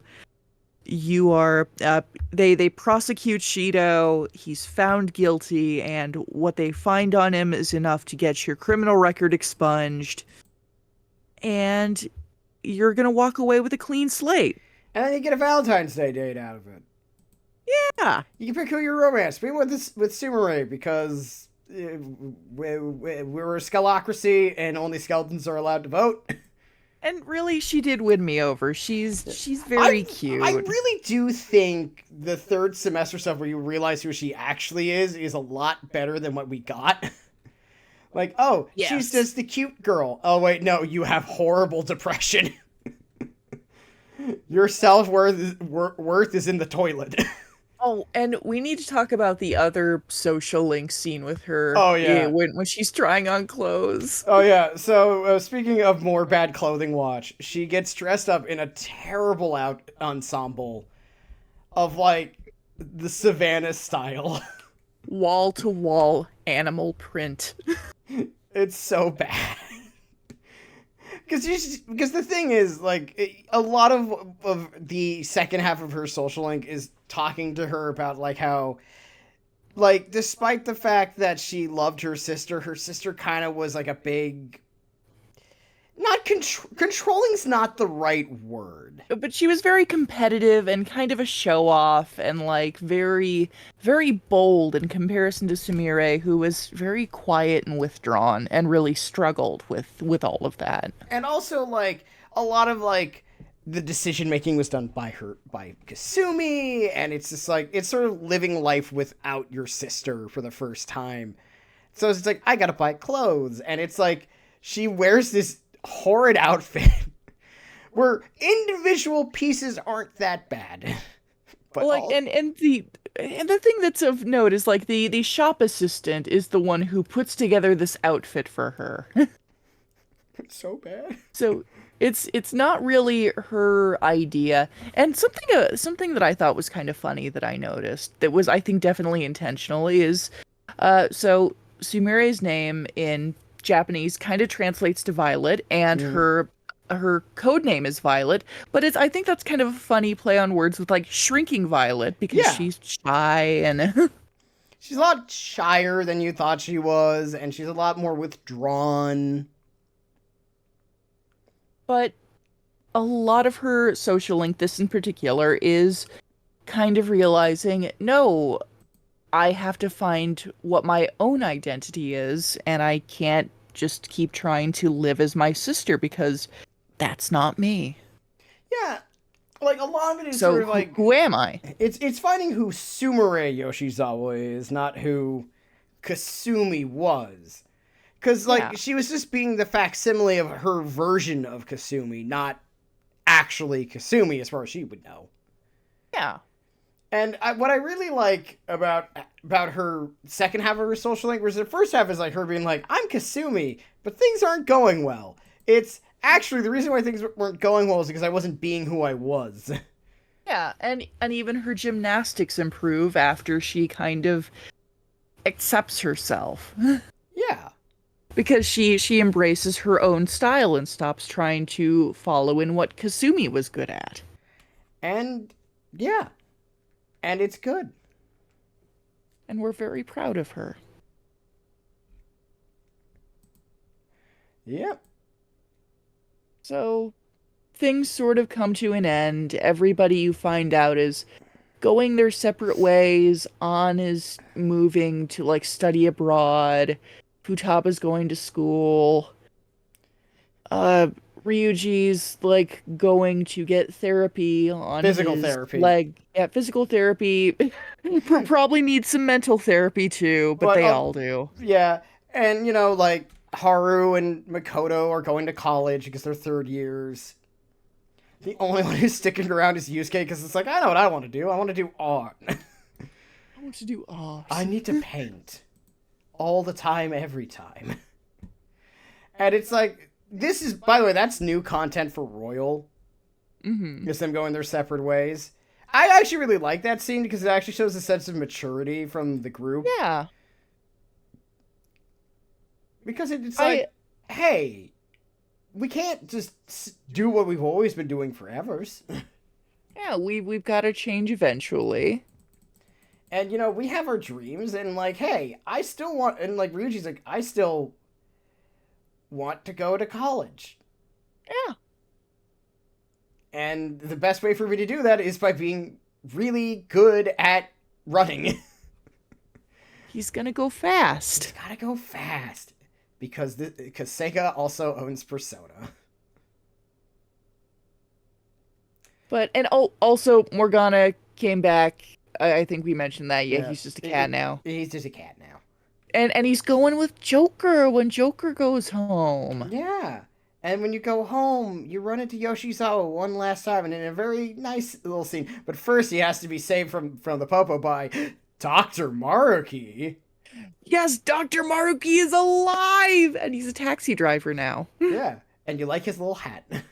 I like his little hat, and he's back to being scruffy. And then you're like, ooh. But it's a very nice ending to what I think ultimately was a game that we liked, but are sometimes very frustrated by. It's like I definitely had moments where it's like, man, I wish they'd done this differently. But overall, I really loved Persona 5. Mm-hmm. And it made for some very memorable stream moments. Oh god, like just the Morgana voice alone. Explain the Morgana voice, please. Joker, we're never going to go away from here. Yoko, it's stuck. But Jo- Joker, I'm stuck in a trash can. Help me. so the Morgana voice started because, and I started this, and I'm very proud This is you. This is all you. I've only just helped perpetuate because Morgana has like a fairly normal voice considering he's a little cat creature. It's like it's not super cutesy or anything. It's just Cassandra Lee Morris doing a good job. But I started dipping into the kind of "ooh, I'm a little cat creature" kind of voice, and it just it. stuck. Stuck ever since. It's like, I'm sorry, everything is funnier in the Morgana voice. Joker, we need to talk about investing into cryptocurrency. Joker, stonks. My stonks, Joker. I don't, I, I don't understand how it happened, but it did. It's great. I'm gonna be honest. Every time we talk, we type to each other in the Morgana voice. It's a problem. He's like, when are we gonna stream next, Joker? I don't know, Joker. Well, the next time is Sunday. After that, it's gonna be next Sunday because you need a little breaky break because I gotta take, because you've been you're too busy. I gotta take a break, Joker. Work is burning me out. And then Sunday, well, then you'll be back. Yeah. But yeah, I would say ultimately, like, as negative as we can be about Persona 5, like, I still prefer 4 personally. Me too. And I feel like that's because, like, for us, 4 kind of speaks more to, like, our age of, like, being, like, early 2010s, late 2000s vibes of, like, finding your own identity, sticking to it, and being like, this is good. It's very nostalgic. Oh god, when did you go through Persona 3 where it literally takes place when we were in high school? Like, everyone uses flip phones in that one, and it makes sense. Oh, man. Like, also that music, I'm gonna play you a track from it once we're done, and you're gonna be like, god damn. All right. But Stross, I got a question for you. Absolutely. Wrapping this up. Go. So we've talked and talked about the game, but how did it feel going through this? How was the journey for you on this particular Let's Play? I think, well, number one, it was great to do it with you. That was like, it was some of the things I was looking forward to during my week. Same here. But I think it was really fun to go through it again. Like, also, like, go through it all the way through with people who'd never seen it before, but you have is a very interesting experience. Ah. Whereas, like, it was a very interesting experience to go through it all and be like, I'm glad I got to play this game again with people who have not played it before and not seen it before and watch them fall in love with the characters like I did and also like the problems that I have, and now you too can be part of the annoying discourse. This was a thoroughly joyous experience. I am actually heavily considering I'm going to a convention next year that I'm very excited about, but I'm thinking of cosplaying Dr. Maruki for it, so there you go. Mm-hmm. Yeah, Because it's not enough to love the husband, you must be the husband. you will be your own husband. I can be my own husband. What about you, Sardo? What was your sort of thoughts on it?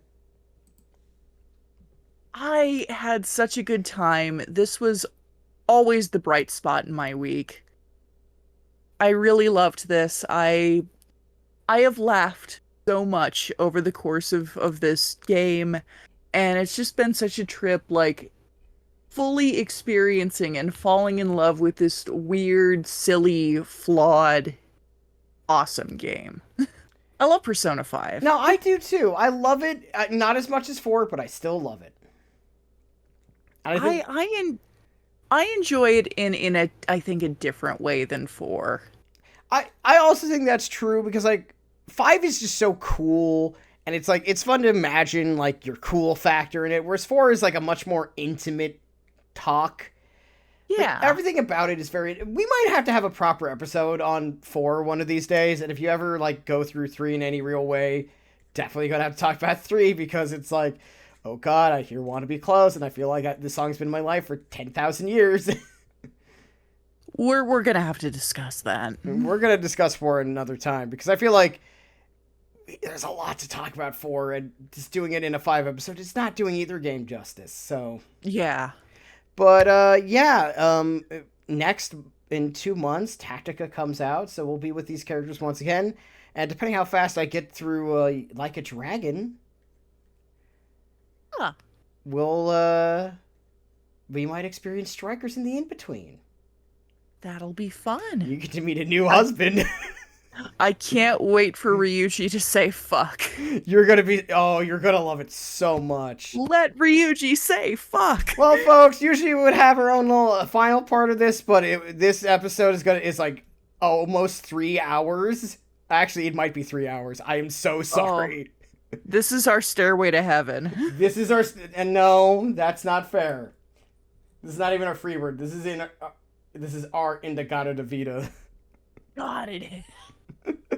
Anyway, folks, I'm Almighty Stross on Twitter, Blue Sky, Twitch. I stream Tuesdays, Thursday, Sunday. That's Sardo. You can find him at Marquis Belial for the art account. At Autopsy Gardens for the normal Twitter. Uncle Death with a K on Blue Sky and on Twitch. He streams every Monday, 6:30 p.m. Eastern. Not Eastern Standard Time, Mountain Standard Time, 8:30 p.m. Eastern Standard Time. That's when I also stream. On Mondays, I am almost always there. You can come see us draw today. I don't know what you're going to be drawing on Monday. I don't even know what this thumbnail is going to look like. Point is, thank you all for coming. Sorry, anything you need to say? Thank you all very much. It's been a wild ride, Joker, but it's been good. That's right, Morgana. And now, I, John Cena, protagonist of Persona 5, according to how Stross plays it, can finally be laid to rest until Strikers. Are you sure about that? I don't plan to play it again, yes. I'm not going through that game again. It's really long. Just like this podcast. Bye, everyone!